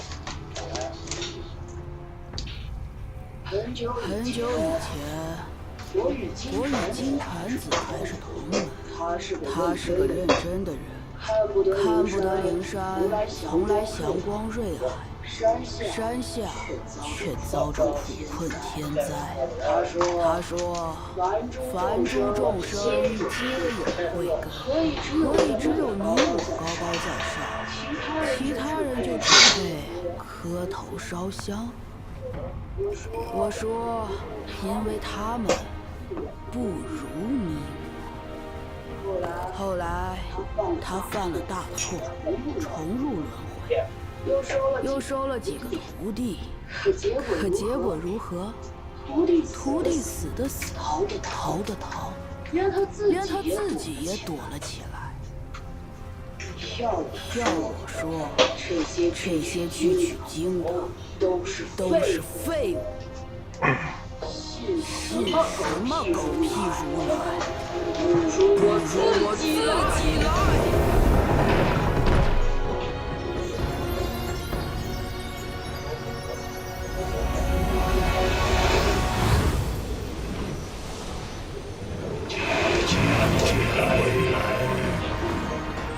为何不败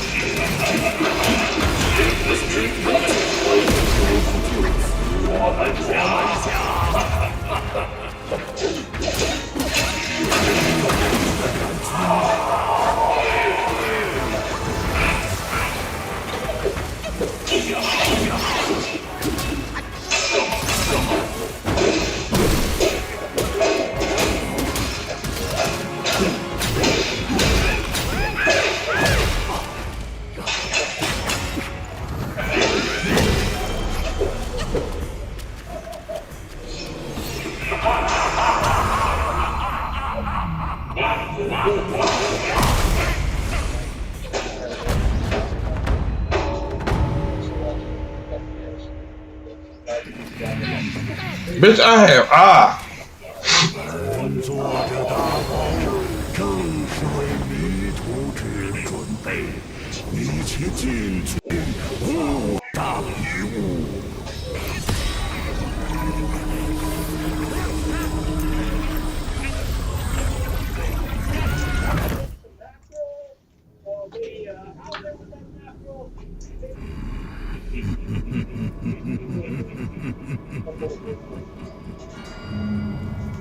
Ugh.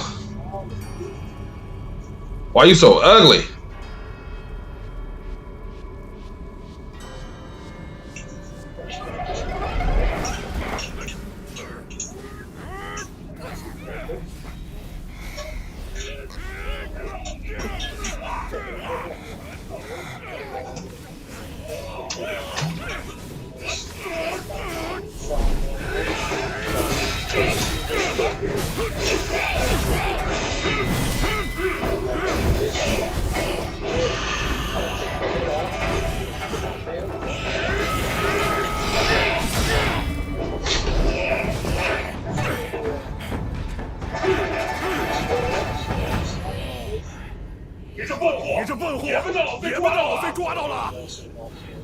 Well, fuck you too, fat man.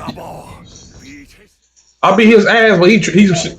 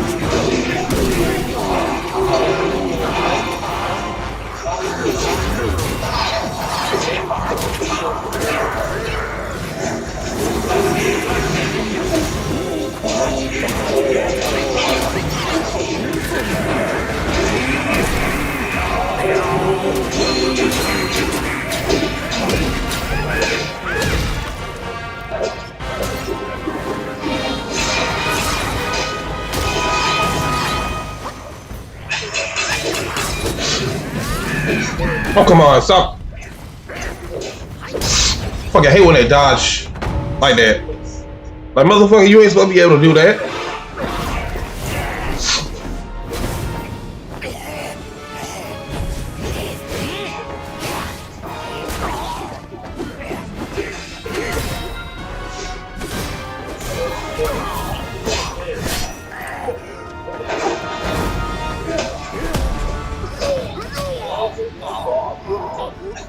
This looks great. Yeah, it's a recording.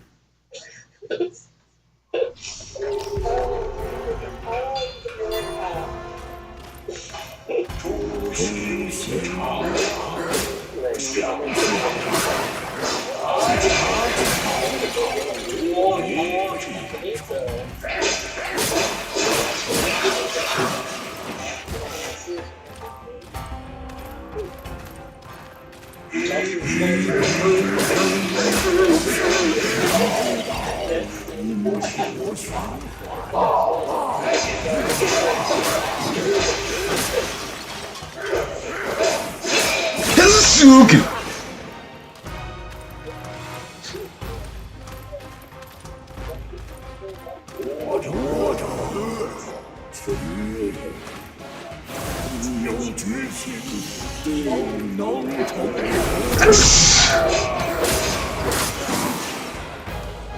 Nigga send a get hit. Yasuga. Tensho.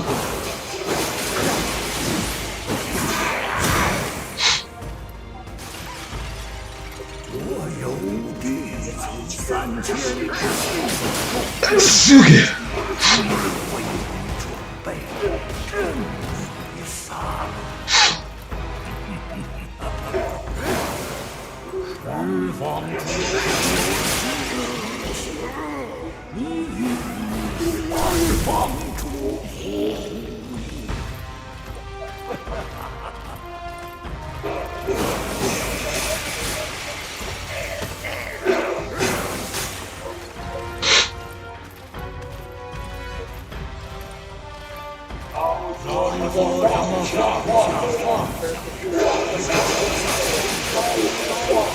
Damn. Oh.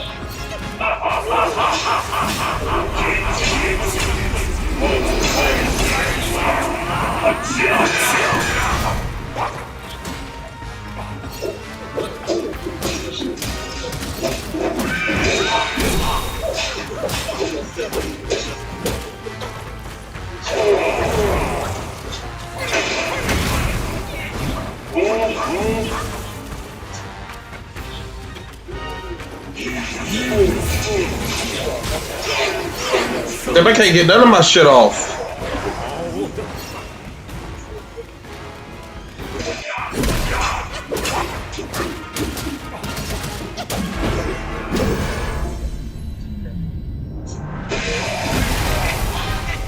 Cheating ass motherfucker.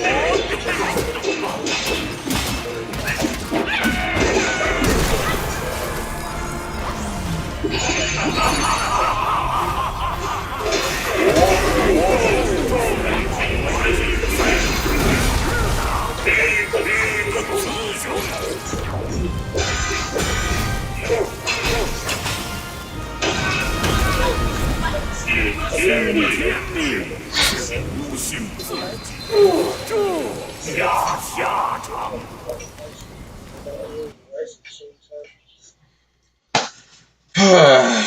Yes, right here in Tokyo, Japan, on the very rainy day, it looks like a giant pasta waterfall.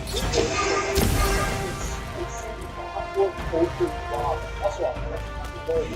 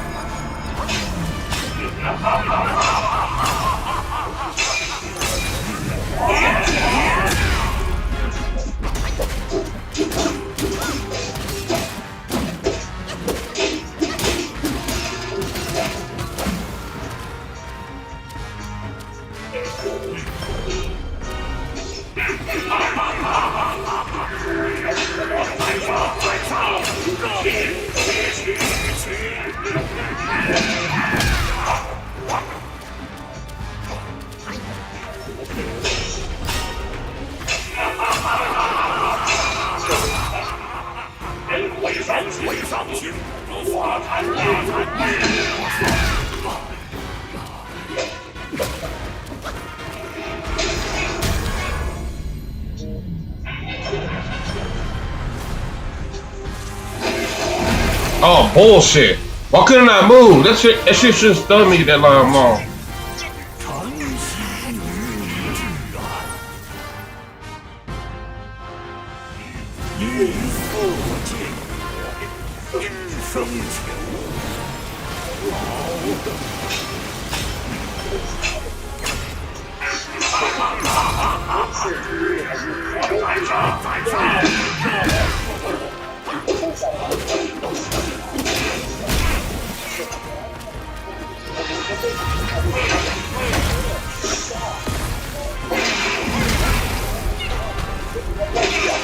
Okay, that's fucking bullshit. 又想那你已经输了。scissors, it's a cutter, and a little spatula. And the first thing they tell you to do, pick up the noodle, which they actually left like this, and just wait for that. Yeah, it just keeps going. Sorry about that. So this is hard pizza on pasta, 100% starch. So good. Apparently, remove the pasta from now. Let's edges of the pizza. One, the pizza cutter two.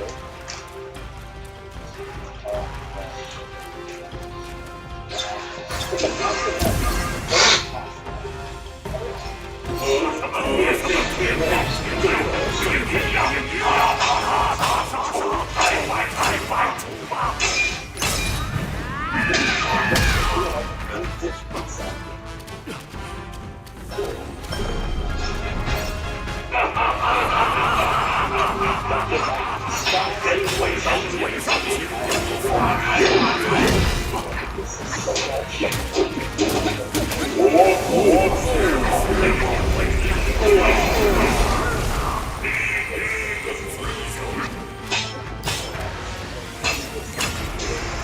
Oh, how the hell? I'm not even close to his ass.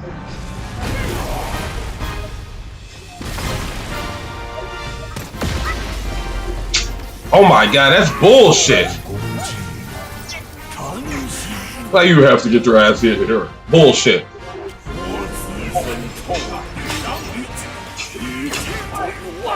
Sucker these. Oh, got a critical there.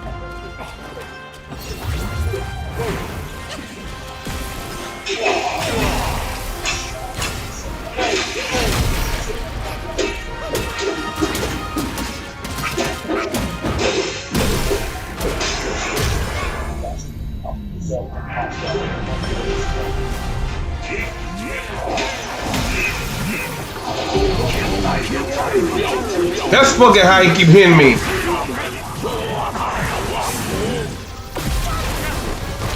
It's fucking bad. That's how he kept hitting me.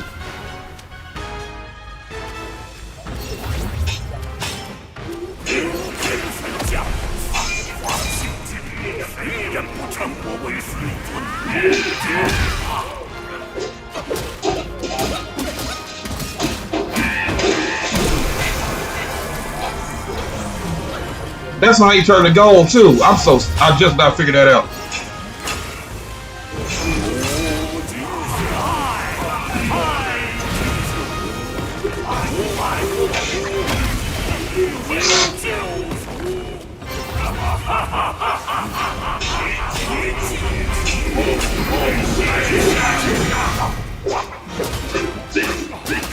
There we go.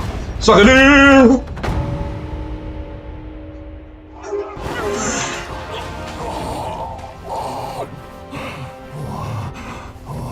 早就看穿了你的下场。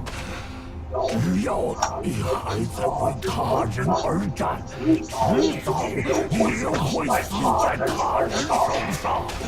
我没是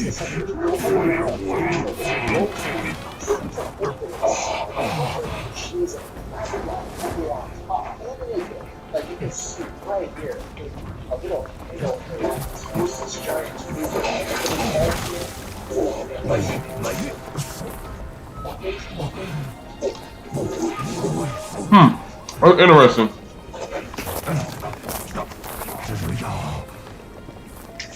只要再用一次的好早备。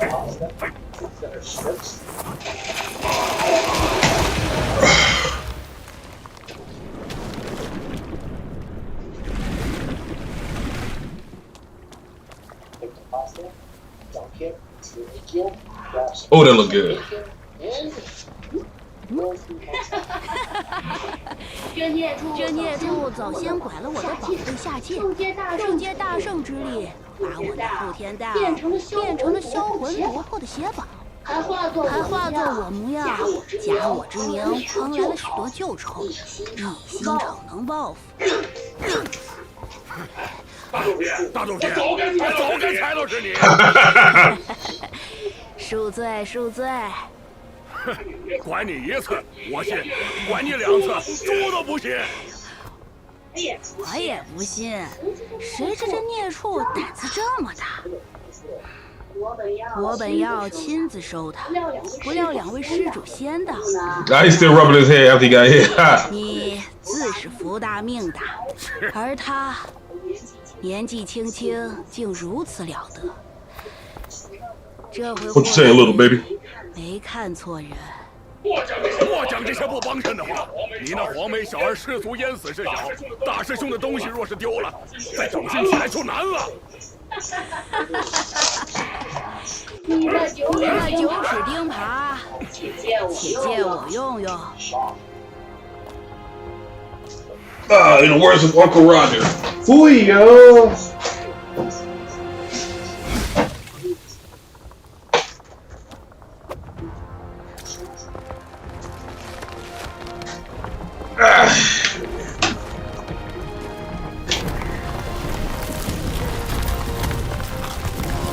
Piss it to the limit.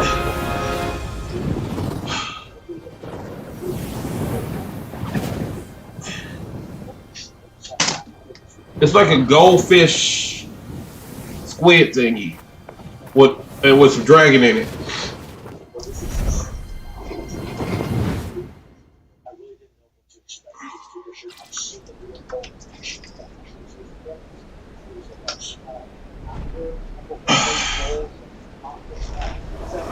I've seen this story. Nah, I ain't gonna watch this one. This one's always kind of creepy to me. 时候不过自封齐天，那四庆童 Oh my God, Yellow Bro, it's hideous. 自封世尊，亏得你佛心坚韧，勇猛无惧，竟抵住了他的引诱。那些个星君魔将、高僧大能，一个个乱了性情，坏了道心。 真是因为放不下心中的偶像。一路迎霜冒雪，可曾嗅到使人痴心破灭的味道？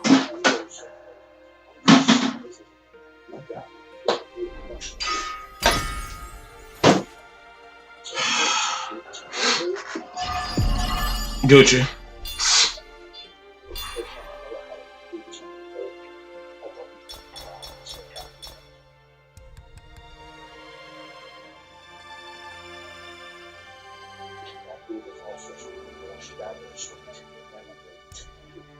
I love the truth on the human part, but the non-human part is not here now. I do like the small damage that you get every single spring ball because they coat the cheese while it's in the curry, which is just a split of right there. You know, I think it's pretty perfect. I think some people will probably think this is a little too spicy, but for me, perfect amount of heat. There's actually a lot of cheese in there. The whole thing is really cheesy. The curry is perfect. That's why this is top notch curry right here. If there aren't seeing a little curry spot, like I said, it's got maybe 8 people. If you do come here, I highly recommend the beef and cheese. I think that's going to top recommended dish. I don't think we'll be disappointed. And if you do want a little change in texture, a little pickle radish, 哎呀呦！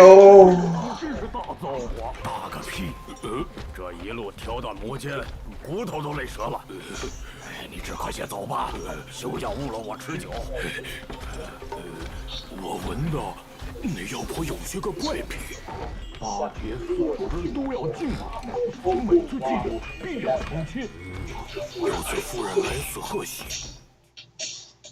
wow, this was as soon as I walked in, 这就走了。 their signature is the mapo ramen. With a little apron to it, I think this is going to really come in handy. It comes with a green rice too. There's a bunch of condiments like hot oil. This is a giant bowl of mapo man. They give you 2 spoons. One is a trainer's spoon, so this is just to scoop up all the ingredients without scooping up all that excess oil. There's a mapo man on top, some chopped scallions, and of course you see the tofu in the flake of bread. They give a cooper, 8 different noodles. Wow. As soon as you start mixing the noodles around, that pungent delightful paprika aroma just this is such rich noodles. This is so exciting for me because I've always loved ramen and I always loved mapo tofu. I'm going to eat them together.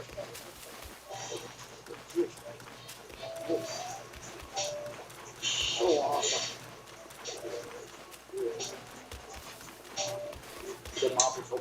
Always gotta check in the bag, get new shit all the trash.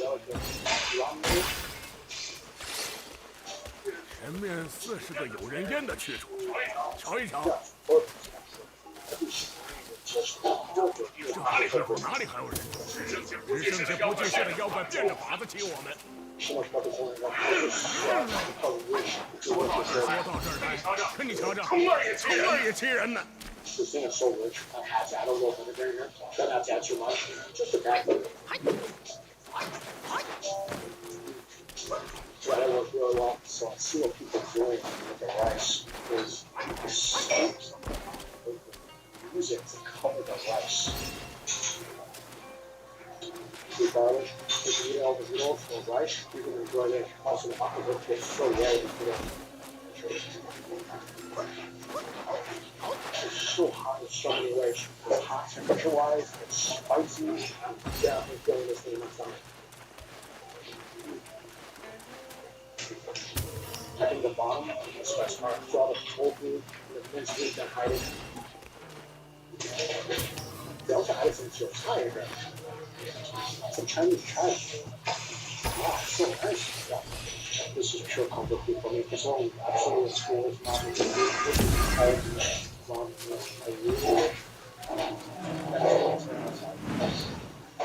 oh, it's gonna be hot. Oh my god.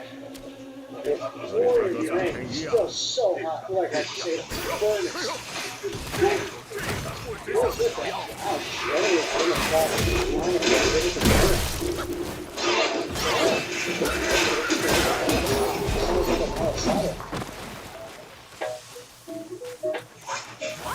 a day like this, I want nothing more than ice cold hot curry. And luckily, it's about it.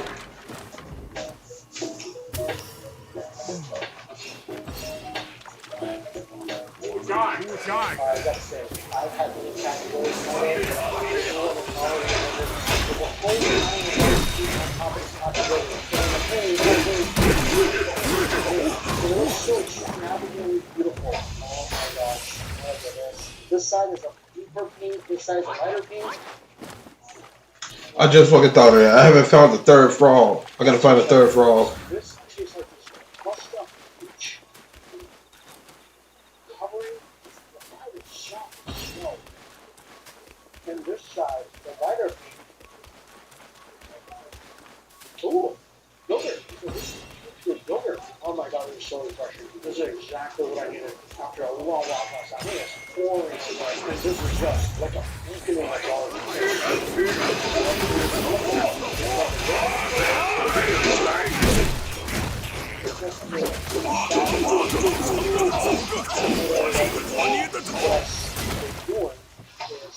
Cutting this peach in half.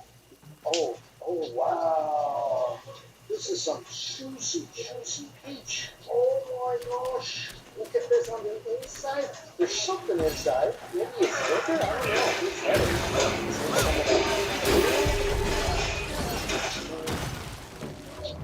Oh, that's so wonderful. So it's just good peanut inside. If you add a bit more sugar,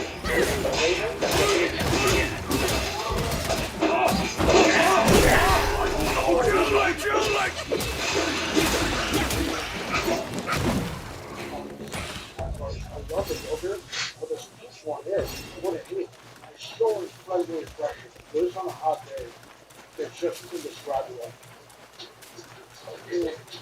Besides the packed food, I got just a couple of this. This is a really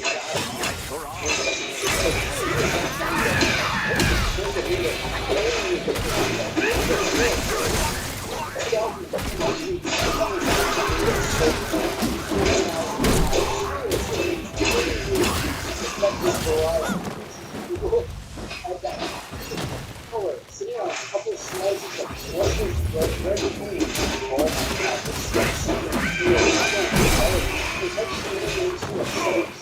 That's, obviously set to a sea of whipped cream.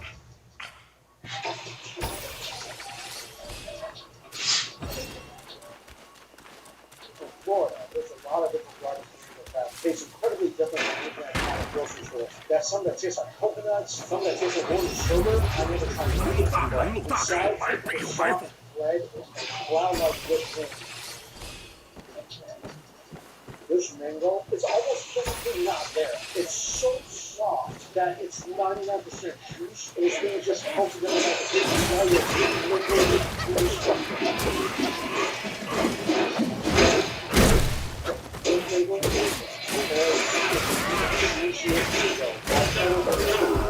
There's so much wonderful, more and more in every single bite. I like this with smoked bread and no whipped cream, but I just want to eat a mango. This is absolutely incredible. The best meat sandwich I've ever had in my life. It is this. This is such an incredible place. I really tried this so high.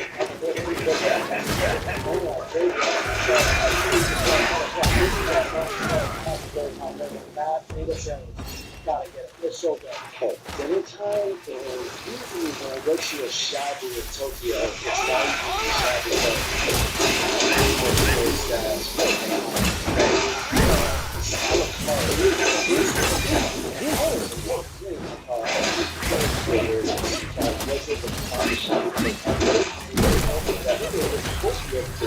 it's really tiny little shabu place. Definitely not going to start in Tokyo. It's phenomenal. But it's a good from this other shopping place nearby. There it is. Kyoto, Kyoto.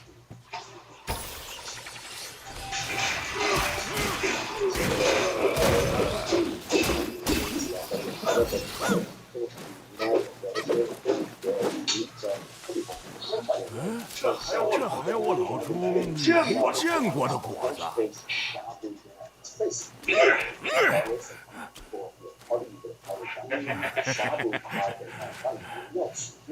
Such that course, the first course is out. I'm not sure what this is.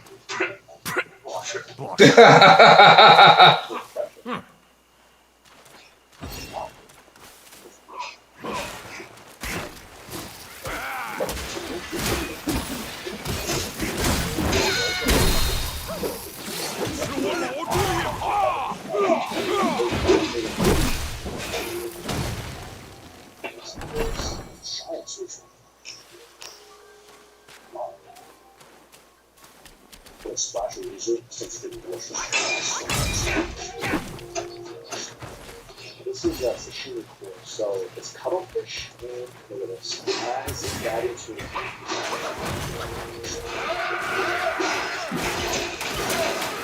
So much.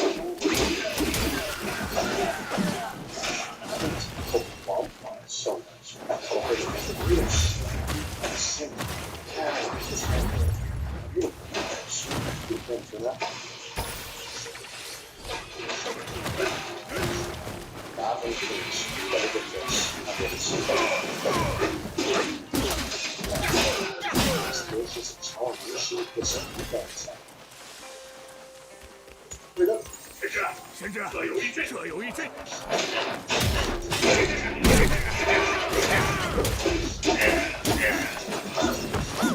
That's close to shabu. Shabu is very it's just water and kombu that's been boiling.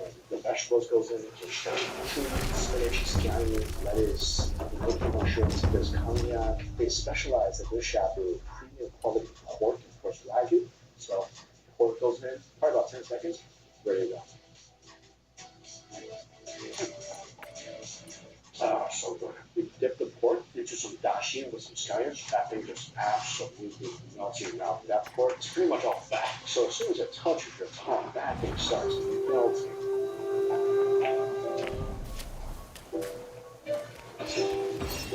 So the vegetables and pork. Yeah, that's where I'm supposed to go. Into the dashi. You can also add some chilies to the dashi if you want. Japanese shabu really emphasizes on the quality of the ingredients. Just tasting the actual flavor of all the ingredients that's in the shabu. We're just going to fry some of the spinach and lettuce. Eat that with the vegetables.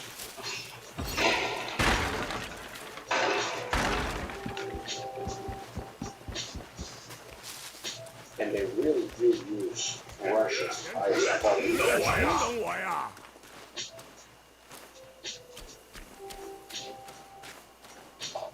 You can taste all that. So here they're trying to do a ton of different sauces for additional flavor. This is it. It's nice and light.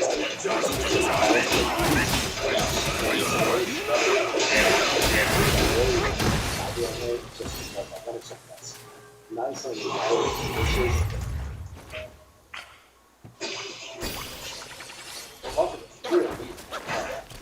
We've got egg fried wagyu, beautifully marbled.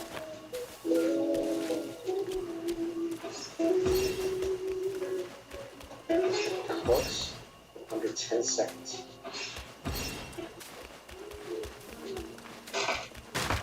I'm so crazy about it. My first fried wagyu. 还是快些，将那香笼打开，定有宝贝。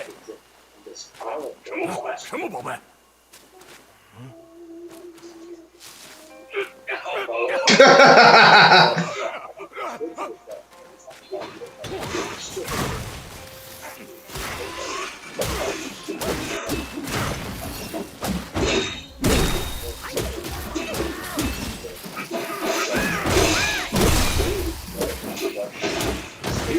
一退我扰，一进我逃，我们可以。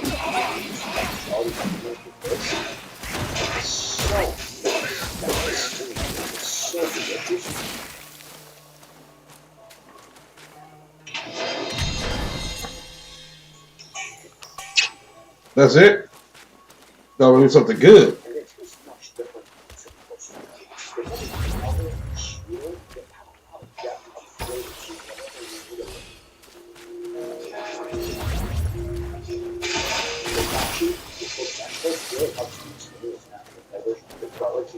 Obviously has a nice citrusy blast too. It's very rich, fatty visualization.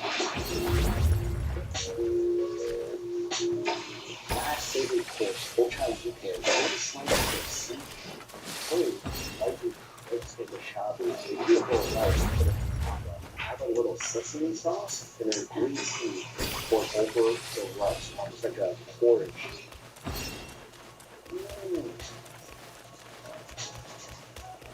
Wow, that's good. I might like that just as much as the pork and wagyu. Wow, the seafood is so tender. The suffering taste is fragrant, it's clean, the rice is delicious, the green tea block over rice and has a beautiful fragrant aroma to that rice.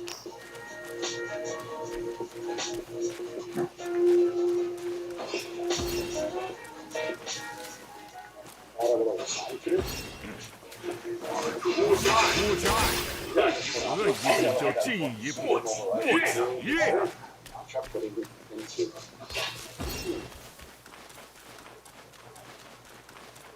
very soft, very creamy matcha pudding. This tastes almost more like panna cotta than pudding. That's so much. 吃什么吃成一样是吧？ So 倒要看看。 I feel good. I don't feel overly stuffed. Perfect amount of food makes me feel satisfied. Love the quality of everything. Those are really one of the places to me. Overall, there's such a ton of food that has incredible cost. Probably one of the best cocktails I've had in my life. And then this. 不强是因为听不清楚。我附近就瞧瞧热闹。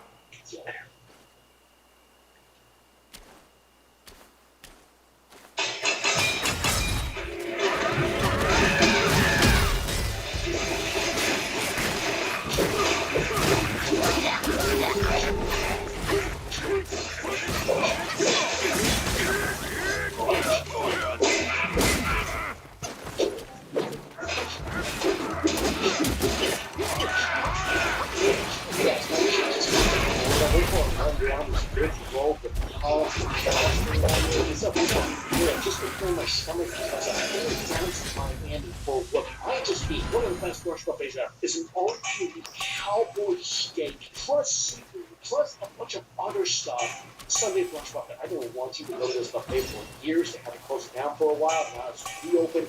It's the first weekend it's reopened. I can't wait. Also, the video you're about to see was one of my favorite food days in Tokyo, Japan. I got an exclusive look inside the famous Tsukiji market on a guided tour. And before getting into that, I'd like to thank you and shout out to the sponsor of this video, Belly Greens. I've been talking about and taking out Belly Greens for some time now. It's still something I do every single morning after either a pre-workout or a run. It's so simple.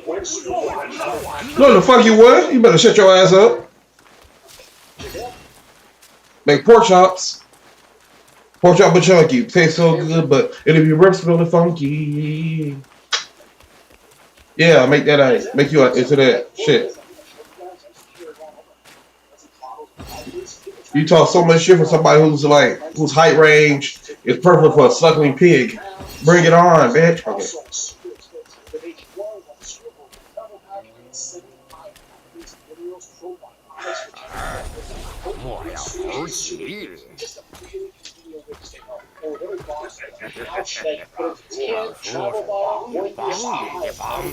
Travel packs, and each one always goes on third-party testing to make sure whatever they're giving you, you're getting the highest quality and the best nutritional daily habits on the planet. Like I said, vitamins are expensive. Sometimes a bottle I would get costs like $30, $40 a bottle. With this, instead of all that, I save a lot of money as well. So if you want to get the track with my link down below, you'll get a year's supply of vitamin D and 5 food travel packs with your so take it I'll take one to use it every single day. Because really it's a game changer when it comes to your immune system. Because if you want to put your body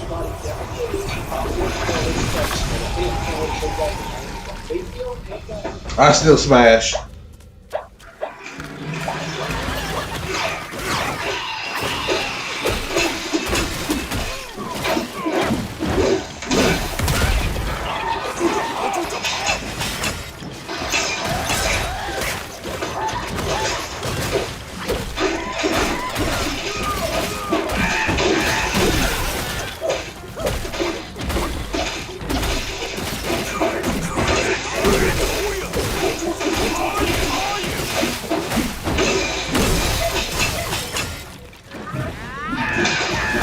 That was pretty fast. I fucking love this spellbinder. I fucking love it.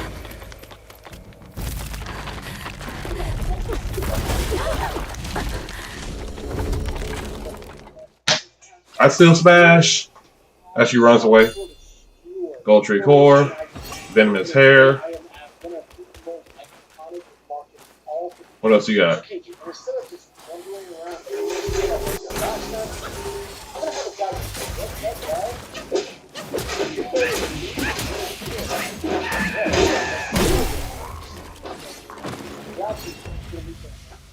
so last time I was in Japan, I met up with we tried wagyu brisket. That was melting out ginormous amounts of their meat. And this time, so you guys started a pork company. We recently launched a for our Sneaky Market and since we really partnering with Aria in Japan. Yeah. This is what got me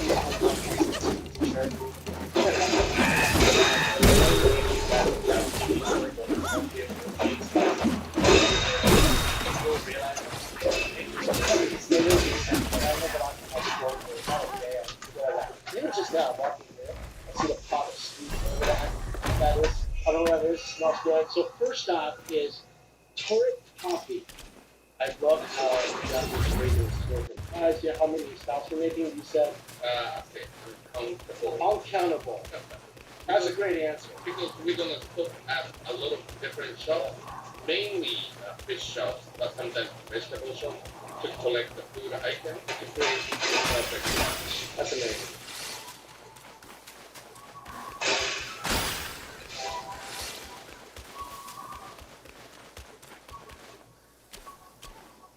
So on the tour, we start off with some coffee and then hot dog, raspberry pictures. So it's really good coffee.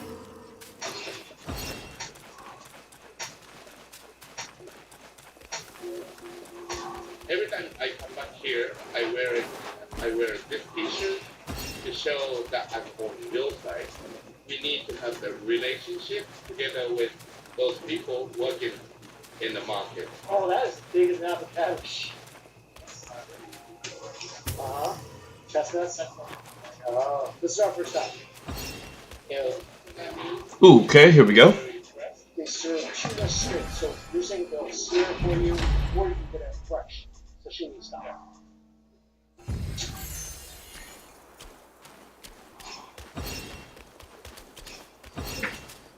Excuse me.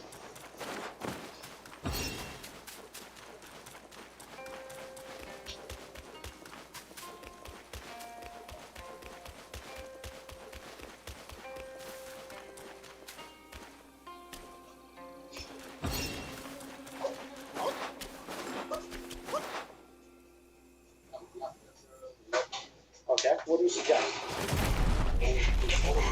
Almost? Okay.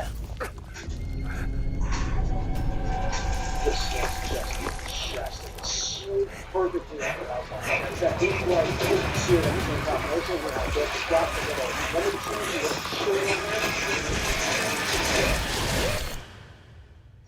There's one of the most ridiculous things. It's ridiculous. Basic garlic. Like the garlic, the fat, the little gelatinous bits out here as well. Splash of lemon juice is perfect. Yeah, I found on the top. I can't even tell that it's not like I would think that's like a corn stick or something. It's absolutely delicious. Cooked up perfectly. It's tender. It's everything you want as a representative first bite here at Suzuki.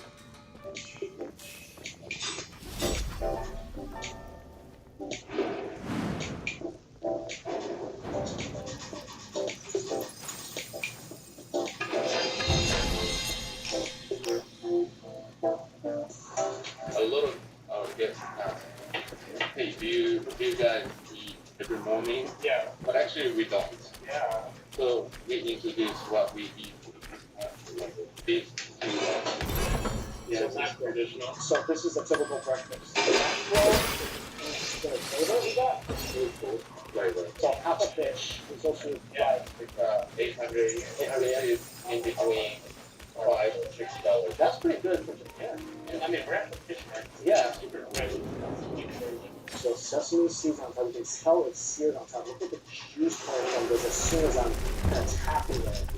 And inside, oh my gosh, look at that. Beautifully flaky. The color is beautiful. And you can smell the smokiness of the fish as soon as they brought it over. And mackerel is one of my favorite things because I feel like it's got such a great umami. Mackerel has some.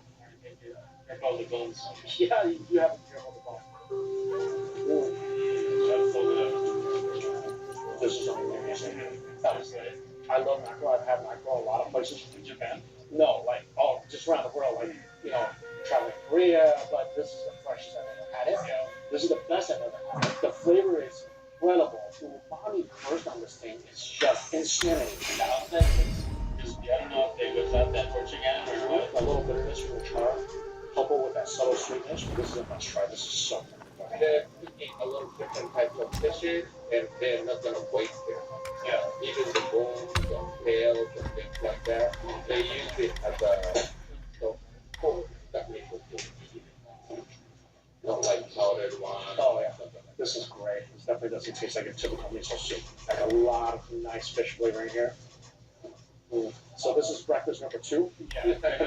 Right. I love this hobbit meal plan that we're on right now.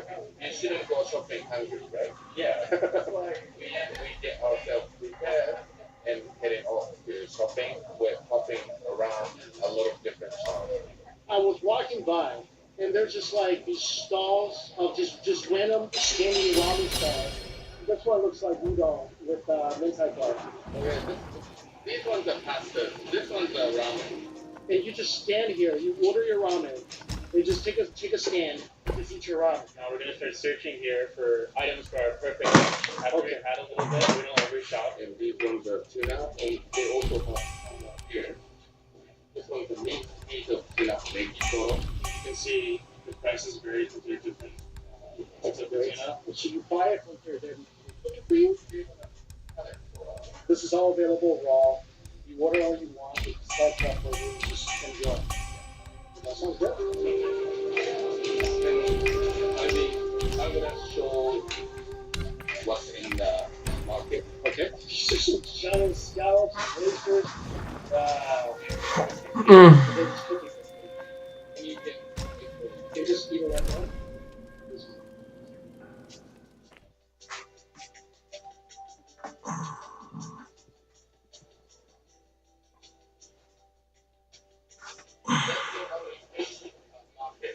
but also like fruits and vegetables. They can make full fresh juice. So you just choose your fruits and they'll just full press the juice for you.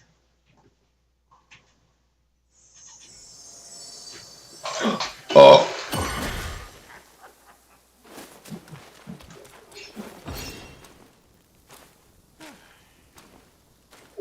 不出户，知天下不亏有。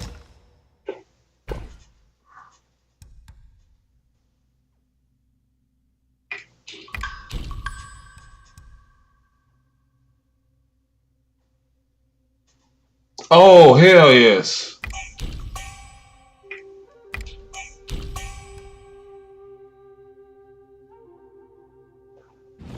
火无大小，缺者变棍。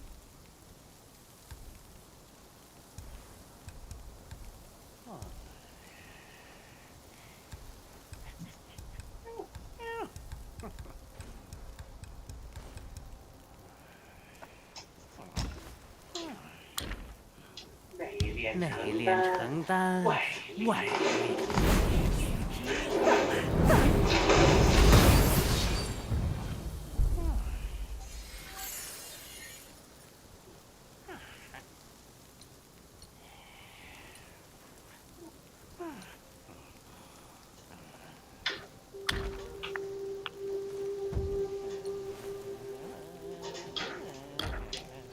阴阳生五行，五行运为外力惩罚。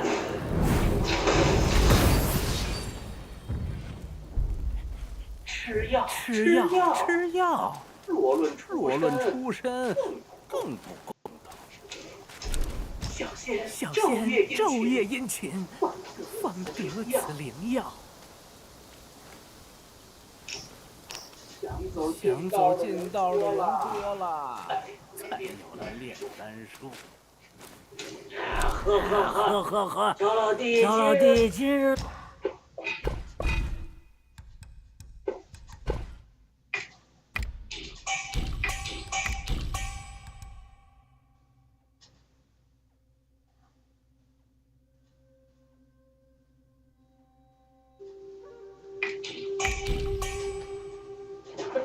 弄点什么？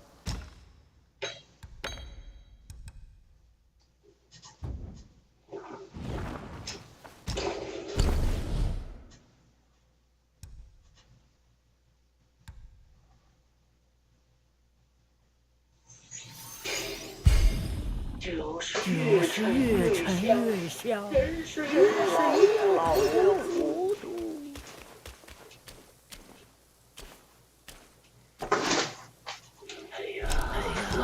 老夫孤孤单单，只等你来与我散心事，一分耕耘。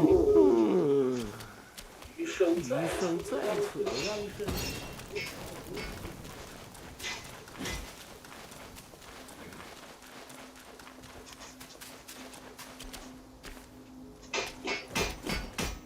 一身破烂。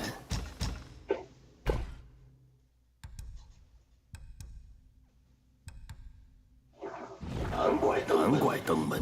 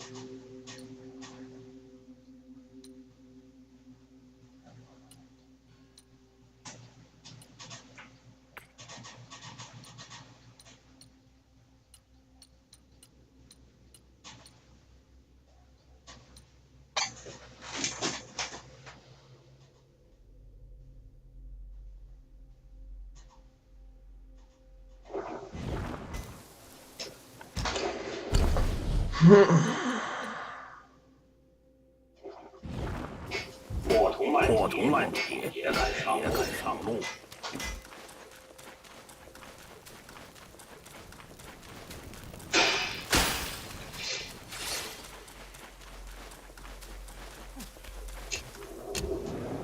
Okay, where is this frog? Today I'm gonna play Black with Wukong and I'm gonna show how to find another boss in chapter 3. This is another frog boss, and if you don't know, we have in every single chapter one of these frogs.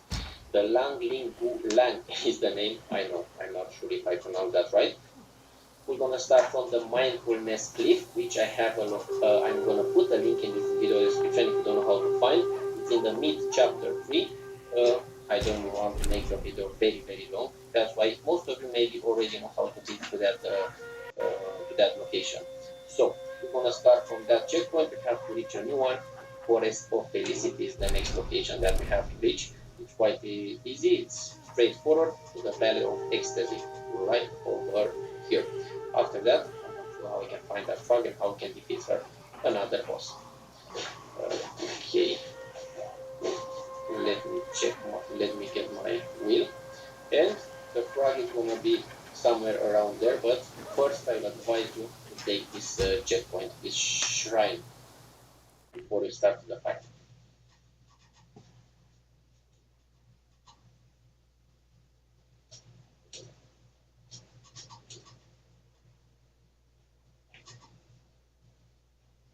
Okay, go back, and the frog is gonna be exactly where I told you. That's probably. Oh, that's why I ain't see it.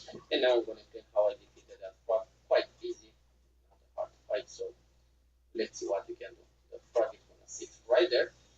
It's a must because if we defeat all the frogs, maybe we can have a bonus after that. First things first, just use the flank of the spell. It's gonna be quite handy. And then quite very quick. I can transform myself into that wood.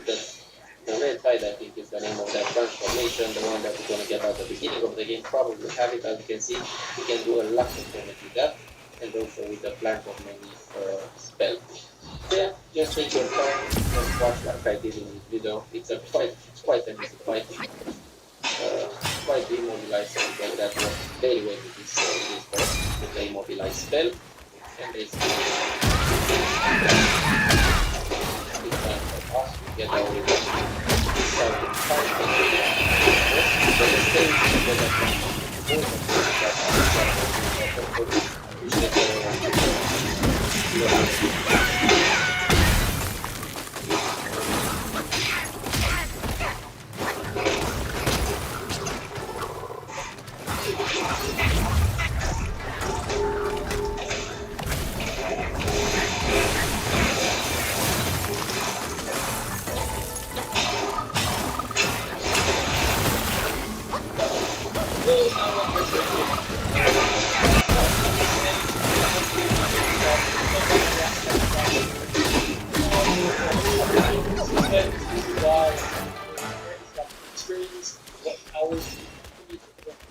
stream or the call. There's been a lot of finds that are awesome, more scales going on the weapons footage to learn actually a lot more about them since I played the game. At this point, I have so much better understanding of the game compared to when I first played it, or like shortly after. But wonderful if I could go back and do it again now. But maybe Oh, you motherfucker. I could have been found that frog.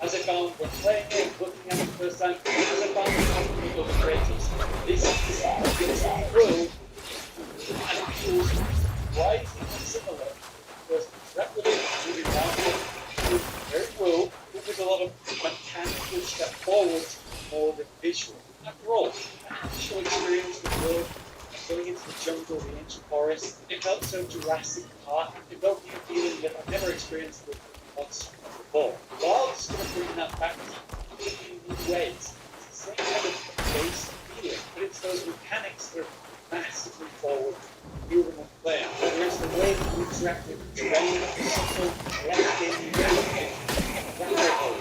works with terrain, it's like combat. Whether it's construction, and just that, we're all the only life with barrel bombs, traps, it's the weather system. Falls around an area of the map, just the map, is the map size in the way this map replayed like 2 wilds far wastes. The density of those maps actually the size of it. But yes, a much more mechanical focused improvement rather than visual. And what's difficult about making these videos and talking about it, trying to express that so I guess the thing I want to express in this everyday back on looking at approach making all these videos, mechanically it just feels smooth. Mechanically you feel like a massive step forward to the foundation of God's world. But that isn't to say that it hasn't greatly changed in many ways. Something that I've learned over this dissection of all the footage and discussion with weapons. Take my main weapon, dual blades. I feel that I was pretty disappointed when I saw, say, the listing they gave for all the changes.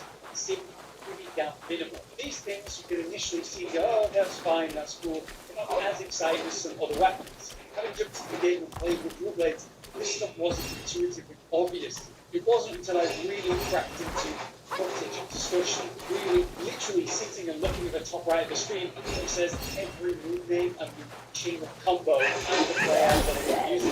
And that's where it was something obvious to me, and you pay combo, where you do this special experience with that item dodge attack.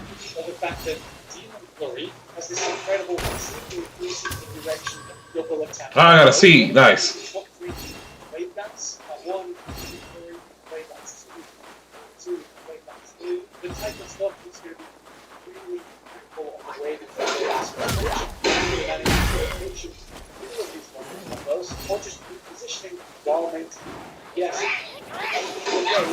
only accessible from wilds makes the true blade people can see in wilds stand out and feel significantly different to the one past. These are things that I only learned by scouring the footage and trying to make a video about everything I could possibly learn about dual blades. And this is why I say, God, I wish I could go back and do it now. Get good high quality footage of it. That's why the event's coming up. So for your game show, the things to follow, whether that's games Asia and so on, maybe new footage now, compare weapons, see at this level. I didn't even kill him, but he was already dead, I guess. He died in the cold. That's kind of sad.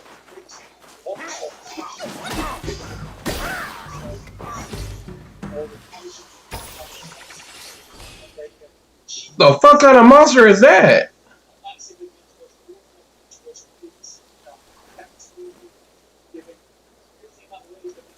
When is Wilds coming out? That's what I want. Okay, that's another. That's something else I want to know.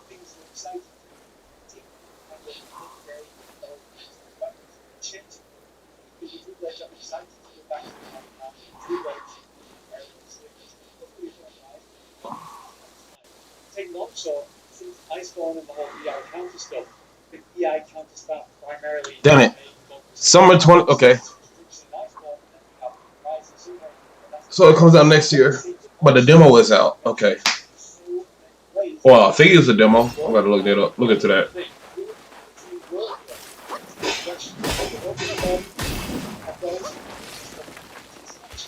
It's only available when you're red level 3 or the instant pullback to charge attack throughout quick roundhouse, no combo. We're really hoping that this takes away from the counter spam being the basis of weapon. Vice versa. This whole one-sided playstyle clock shoulders. Brixon is one of those weapons that's not had like a lot of attacks. Sure, they've got that awesome offset damage.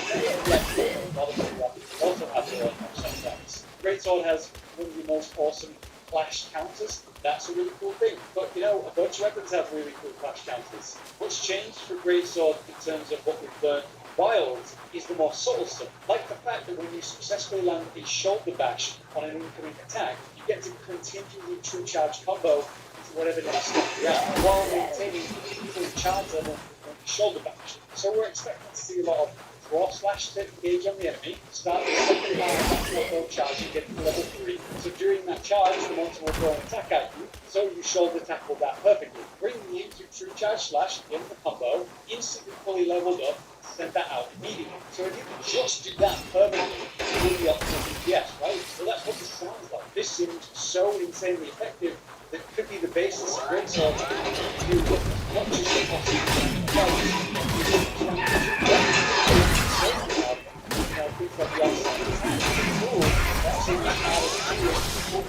the less damage to shoulder tackle treatment to charge combo. And get that system to where the monster I don't want that for weapons to be so singular. So while it's exciting that Greatsword has this incredible combo, it could be insane if it's all they're ever doing. Yeah, I missed a lot of shit on chapter 3. Another worm.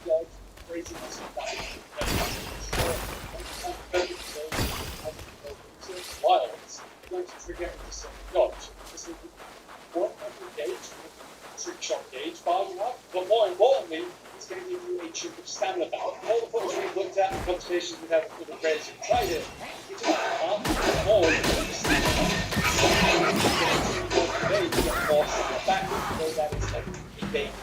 that's how it works. Essentially what this means is you go perfectly attacking, back down, right into the monster. Oh, I got okay, my core, okay.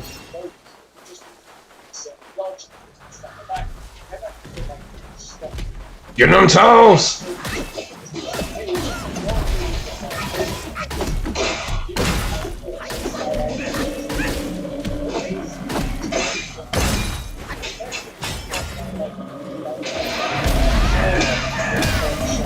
Golden spike plate.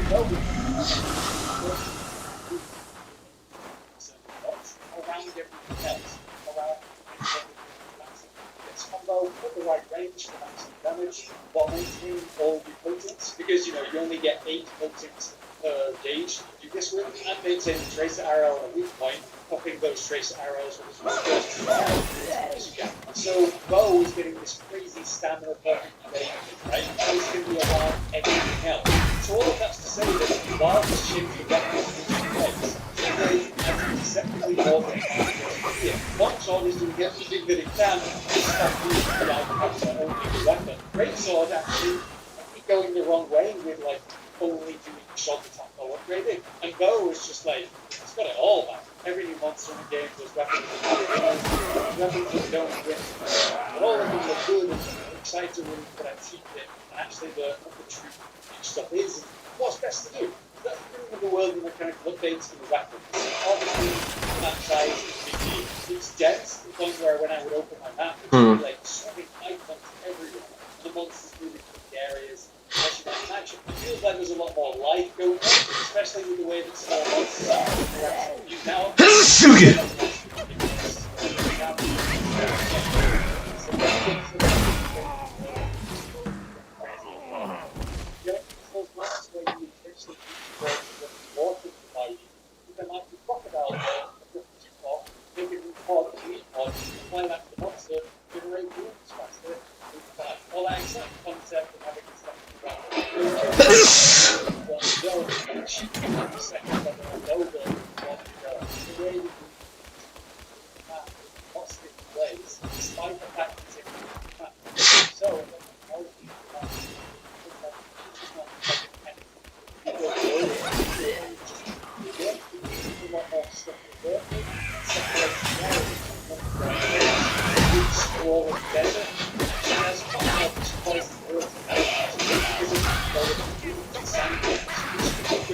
Okay.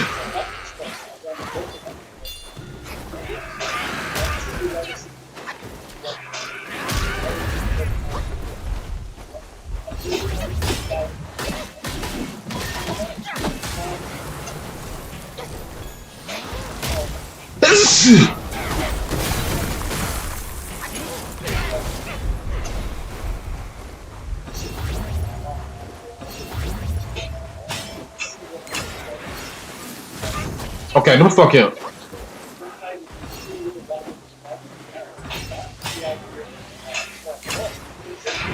Okay, what the fuck, man?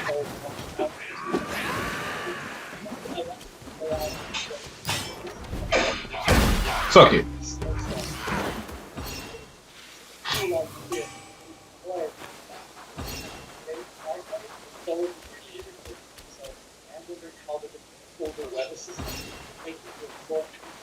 Rather than invasive and annoying.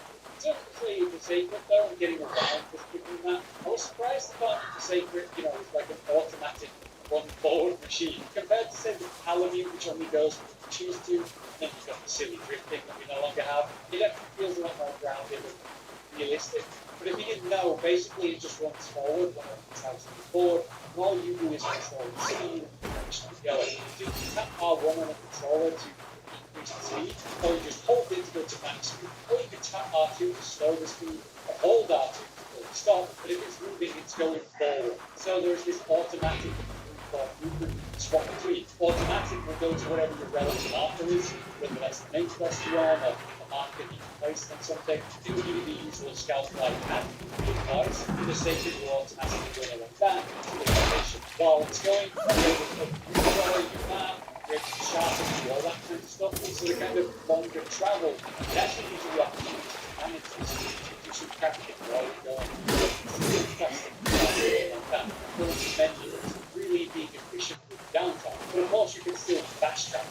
I found that I can teleport to any based on this save that I've done.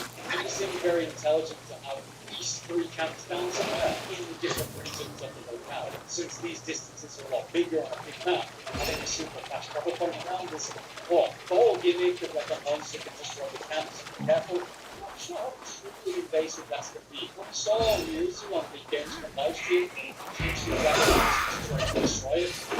He actually had a hard time getting the monster to the ground. We had the aggro, and then we were the attack, still not to destroy them. So we'll see how much we're going to relatively set locations, not too where we want. So I'm not too worried about the map being too big and then having to travel around and being a problem, but that will come down to like good planning on your part, where you can use more road maps. Another topic that I'm personally interested in, I think a lot of people are wondering about this point, is the story. When I played, I got to play 60 minutes on a quest that I wasn't allowed to record, and then I got to play 30 minutes on the multiplayer hunt that pretty much everyone played and everyone could see. So I can't talk to you too much about, say, the story mission, but I will say that it felt pretty early in the game, like we hadn't entered this region too long ago.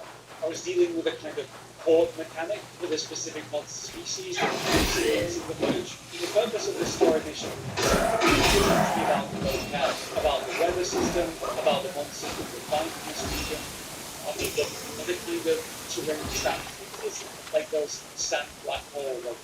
So from what I saw, it seemed like they're trying to be a bit more detailed in the story that we're getting, the regions that we're in, and the creatures within them. I really hope they nail it on that topic this time, because I've always found the monster story to be very native. Lots of people really love it. Josh mentioned some videos about them, about here and there. It's very more interesting involved than you never know playing the main story of these games. It's usually very shallow and safe. So I hope it informs the kind of monster function, the locale, and the ecology of that. They have a very unique animal world that we're, learning about, engaging with directly in a more casual way, rather than like, the world is ending if we don't do this monster all the time.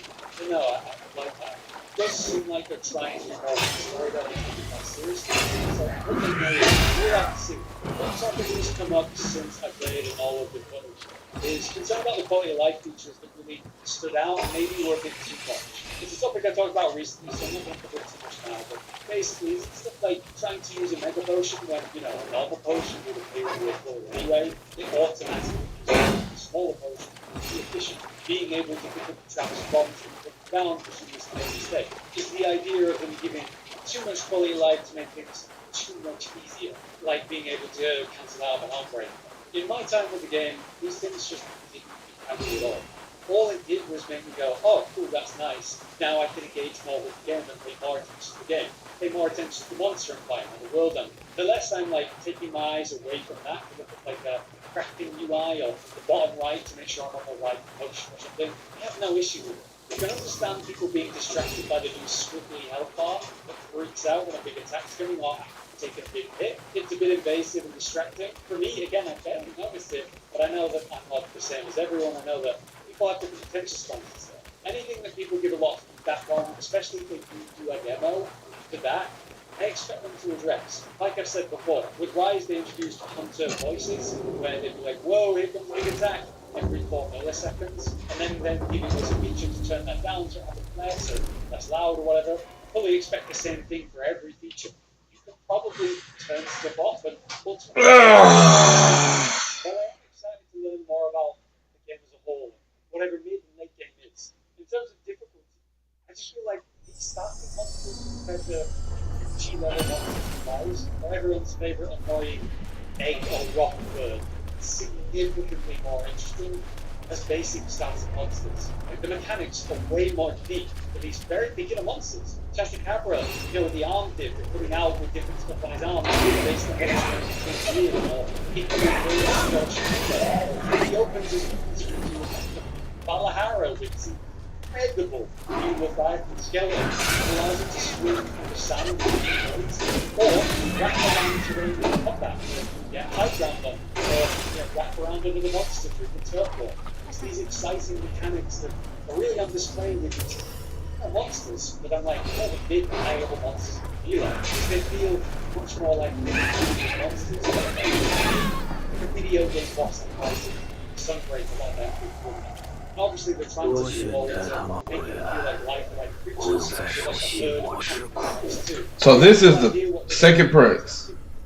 I mean, the third prince. 小小离家，也曾自诩天命所归，可如今成了这副样子，连跟着我的兄弟都不得善终。这个与我已无用，先收下。 But as we talked about recently, we're hoping that they wouldn't reveal everything before the launch. It would be nice to play the game on day one and find a load of surprises. They usually reveal a bit too much at this point. Rise and World were good examples of that there. But here they just kind of showed us everything before it actually launched. But it does seem to go both ways for them. They've talked about how it's very important to do reveals in the lead up. But I do think at the same time, there's room now for people to hide monster as a big thing. They don't have to show us everything to get us to play it. But yeah, I guess we'll see. So obviously, I have my concerns here and there. But yeah, I mean, overall, I'm very impressed with Wilds. I had a really good time with it, and I wish I could have played more. 90 minutes felt like a millisecond. And since that time, I've just been talking about it and learning more about it. And the more and more depth we find is great. All it's done is made me want to get more time with the game to test and trial stuff. So it still feels like there's lots of questions and mystery and new reveals to come. We are really hoping for a demo. Any information about that and when and what new info can we learn at the upcoming events, whether that's the Tokyo Game Show or next month Games from Asia and Paris event. There's plenty of weapons people are desperate to see actual footage of, and so hopefully they'll intentionally make sure to get footage, showcase weapons that have a lot less footage out there right now. That's the kind of stuff that I'm hoping or expecting for at these upcoming events. But new big information like release date and when demo, if demo, I'd expect that at the Game Awards. We'll be back to cover it all though whenever new information does drop. But until then, I've been Hollow, you've been you. Thanks for watching. See you next time. Josh, caught and follow with the video. Like a hammer on your tippy toes, bringing entertainment on a video where we can take our insanity and turn it into entertainment. Yes, I said entertainment twice. To reiterate that it is not to get into your faces on almost a daily basis when you let us in your hearts and make the whole world a stage. Yes.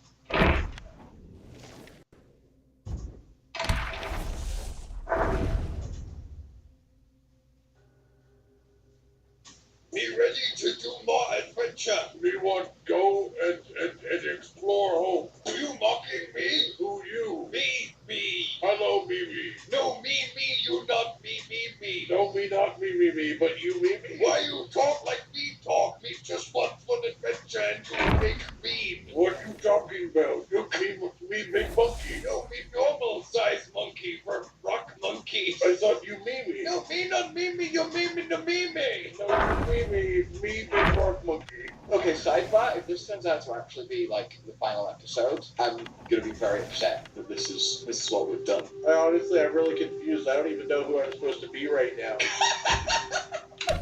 Look, point I'm trying to make is that I'm ready for absolutely fantastic adventure. Let's Wukong!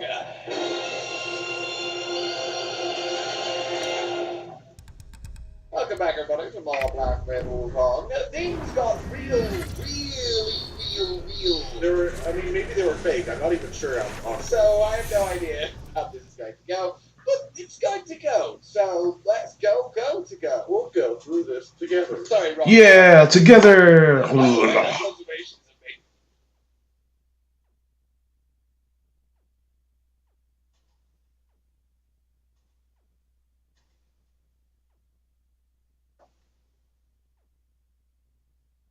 You know, I've played a lot of games. Hold it! Have you? No, sorry. Games, you got me, fucking liar! This entire time! I knew you weren't playing them. That's just a fucking plot twist! It's like Ratatouille, you just got like a little guy that sits in your chair and he like plays on your controller while you just sit there talking. I'm gonna give it to you! I know, because I've played a lot of games, and I don't think I have ever been intimidated by You can't be intimidated, but you're just looking in a mirror. I feel like he wants to hurt me. I've not even done any Irish yet. I mean, I'm not going to. I'm sorry. Be careful what you say that. You gotta really. 老夫的手艺，尽管放心，正正水味，好煮出好苗，好苗。 The whole thing is like that. A little silver skull, just leave that off right there. There's some specific intentions for that in the Warhammer universe. Alright, ladies and gentlemen, welcome to Warhammer 40,000 Space Marine 2! Warhammer 10. I think it's the other way to do it. No, it was the other Warhammer 40,000 game that was Space Marine. Okay. So this is your patron game, because apparently everyone really wants to see me beat Space Marines fighting Tyranids. So, that's cool. Definitely never been to space and fought giant bug aliens. Yeah, it does feel like it's becoming a theme. Like, if we had a set for every time it happened, we'd have 2 sets, which is a lot, but it is weird it's happened twice. It's sort of nice, though, because from my understanding of this, we're going to be a lot stronger in comparison to the bug than we were in that case. Some of them, Tyranids are ludicrous. I don't know what your 40k lore is like. Yeah, but Space Marines are also pretty ludicrous. In any case, yes. If you wish to decide our fate, choose the games we must play for you, and also, support the continued existence of the channel, you can do so on Patreon down below. It really does mean a lot. Yeah, I see you hovering over easy, but I know you, and I know you're not going to pick easy. What are you talking about? Oh no, this is Warhammer. There's 40,000 different levels of difficulty. Oh, set up as the intended experience. Well, that's no, you ain't pulling it out. No. Because generally in games like this, that type of difficulty is not for your first time approaching it. It says that this is the intended experience, so we're going to do the intended experience. No, it's telling you to set up as the intended experience. In the 41st millennium, humanity stands on the brink of annihilation. That is not the right word. The galaxy is Imperium's archive. The galaxy is Imperium of man is possessed all sides of all It's an age of constant war, a new dark age, in which enlightenment is replaced by superstition. It is my understanding that in the final Warhammer 40k, there's trillions of humans spread out across ridiculous amounts of planets across the galaxy, so how can we on the brink of extinction? Bioengineered superhuman warriors and these last battles against the terror. I think it's because we're at the point where the bugs are extincting us, but more accurately, this is all propaganda. It's entirely propaganda. 90% of this universe is propaganda. Yeah, because Warhammer, every race is ridiculous. Like the Orcs collective psychic network that makes anything they believe real. You're just silly. 单知道变水为险， Again, 看才看，金丹虽成，有难外道。 that make 好 like the 汉 Zerg 谨慎处事。 that is like the roboty people, I 行走 believe, 就 and 到 then 了 like 人 space 了 marines 吧 are insane soldiers, but that's like the bare minimum to stand any kind of a chance in a fight against any of the aforementioned races. Well, then you've also got like cool armor and shit. Like that's way too thick. Like logically speaking. Yeah, man, then you've also got cool armor. I'm just saying, like logically speaking, the weight of those armors that they wear is just not. Like, oh no, they're fine. Those guys are fine. That's just They not. don't seem like they feel fine. You can't see the wide-eyed fear behind that fight. Oh, I think you can feel it from just the reflection of the Oh meteors. my god, that eagle's got 2 necks and heads, I guess. No, Necks, I'm not gonna lie. 2 necks. Can you imagine having 2 necks connected to 1 head? That would suck. Yeah, with like 2 little tubes coming up. It'd be like a little knot. Like people would like stick your arm between your necks. One for breathing, one for feeding. I mean, I think you could do that in 1 neck though, and I think we sort of do. Exactly. We just sort of merge them at the end. Not the ridiculous system. It's under attack. Ridiculous system! Project Aurora. Yeah, is that like a ship or something that they're highlighting? Oh, it's got 3 arrows. Absolute. Only a Sith feels an absolute. And Space Marine. And Space Marine. Which, honestly, there is a lot of overlap between the sort of background concepts between those 2 organizations. Oh my god. Hell yeah. Death Watch Kill Team. What a... Yeah, it's Death Watch Kill Team. I, too, am a big fan of John Fisherman and Les Claypool's bass playing ability. They need the armor and the My Warrior in it to be like as strong as it can be, but by no means did they need to add all of this like filigree and iconography and trimmings and just all of the little extras that offer nothing for performance and just make you look sick. It is 100% the propaganda machine. How do you make people like accept death for the Space Marines? Tell them that all of your 3 million people are going extinct and give them super sick looking armor and chainsaw. Like the hood as well. That's not very. What does the hood even do for a helmet? Like you don't need that. It doesn't help you. It lets you know that you're the main man. Sorry, Dr. Doom. I'm down, Dr. Doom. I'm sorry. The more I think about it, the more I realize Warhammer and Helldivers are very much just like 2 sides of a very similar coin. StarCraft is heavily based off Warhammer. Helldivers is heavily based off Warhammer. Starship Troopers is heavily based off Warhammer. Warhammer is quite like a foundation stone. And what is Warhammer based off of? Warhammer. We don't talk about that. It's even possible to have shoulders this wide. Yeah, if they're made of metal and they're extensions that you wear. They're made of metal. This is like you're wearing a suit with like 7-foot thick shoulder pads. Also, that cape's gonna get you killed. Do not listen to Emily. Okay, I'll reach. Oh my god. You need to stretch your arm over. Shit, they're fighting. That is why are there green explosions? Is that okay? There's a lot of bug. Oh wow, there's even more bug. That is a lot of. That's a lot of bug. Yeah. Maybe we should just retire. I don't think that's allowed. I mean, it's gonna find us. You know, there's Unless by retire you mean die. we got the cave here. We could just stay in it. I wouldn't call this a cave. We ignore all of the blood. That's not just even just blood. That's a lot more than blood. Oh, light attack. Ooh. Yeah, back to light. Yeah, how is this light attack? Excuse me? It's like we've killed 3 things. Look at us. Oh my god. I mean, swallowed by what stage? Alright, I'm dead. I assume it's Another 3 hours.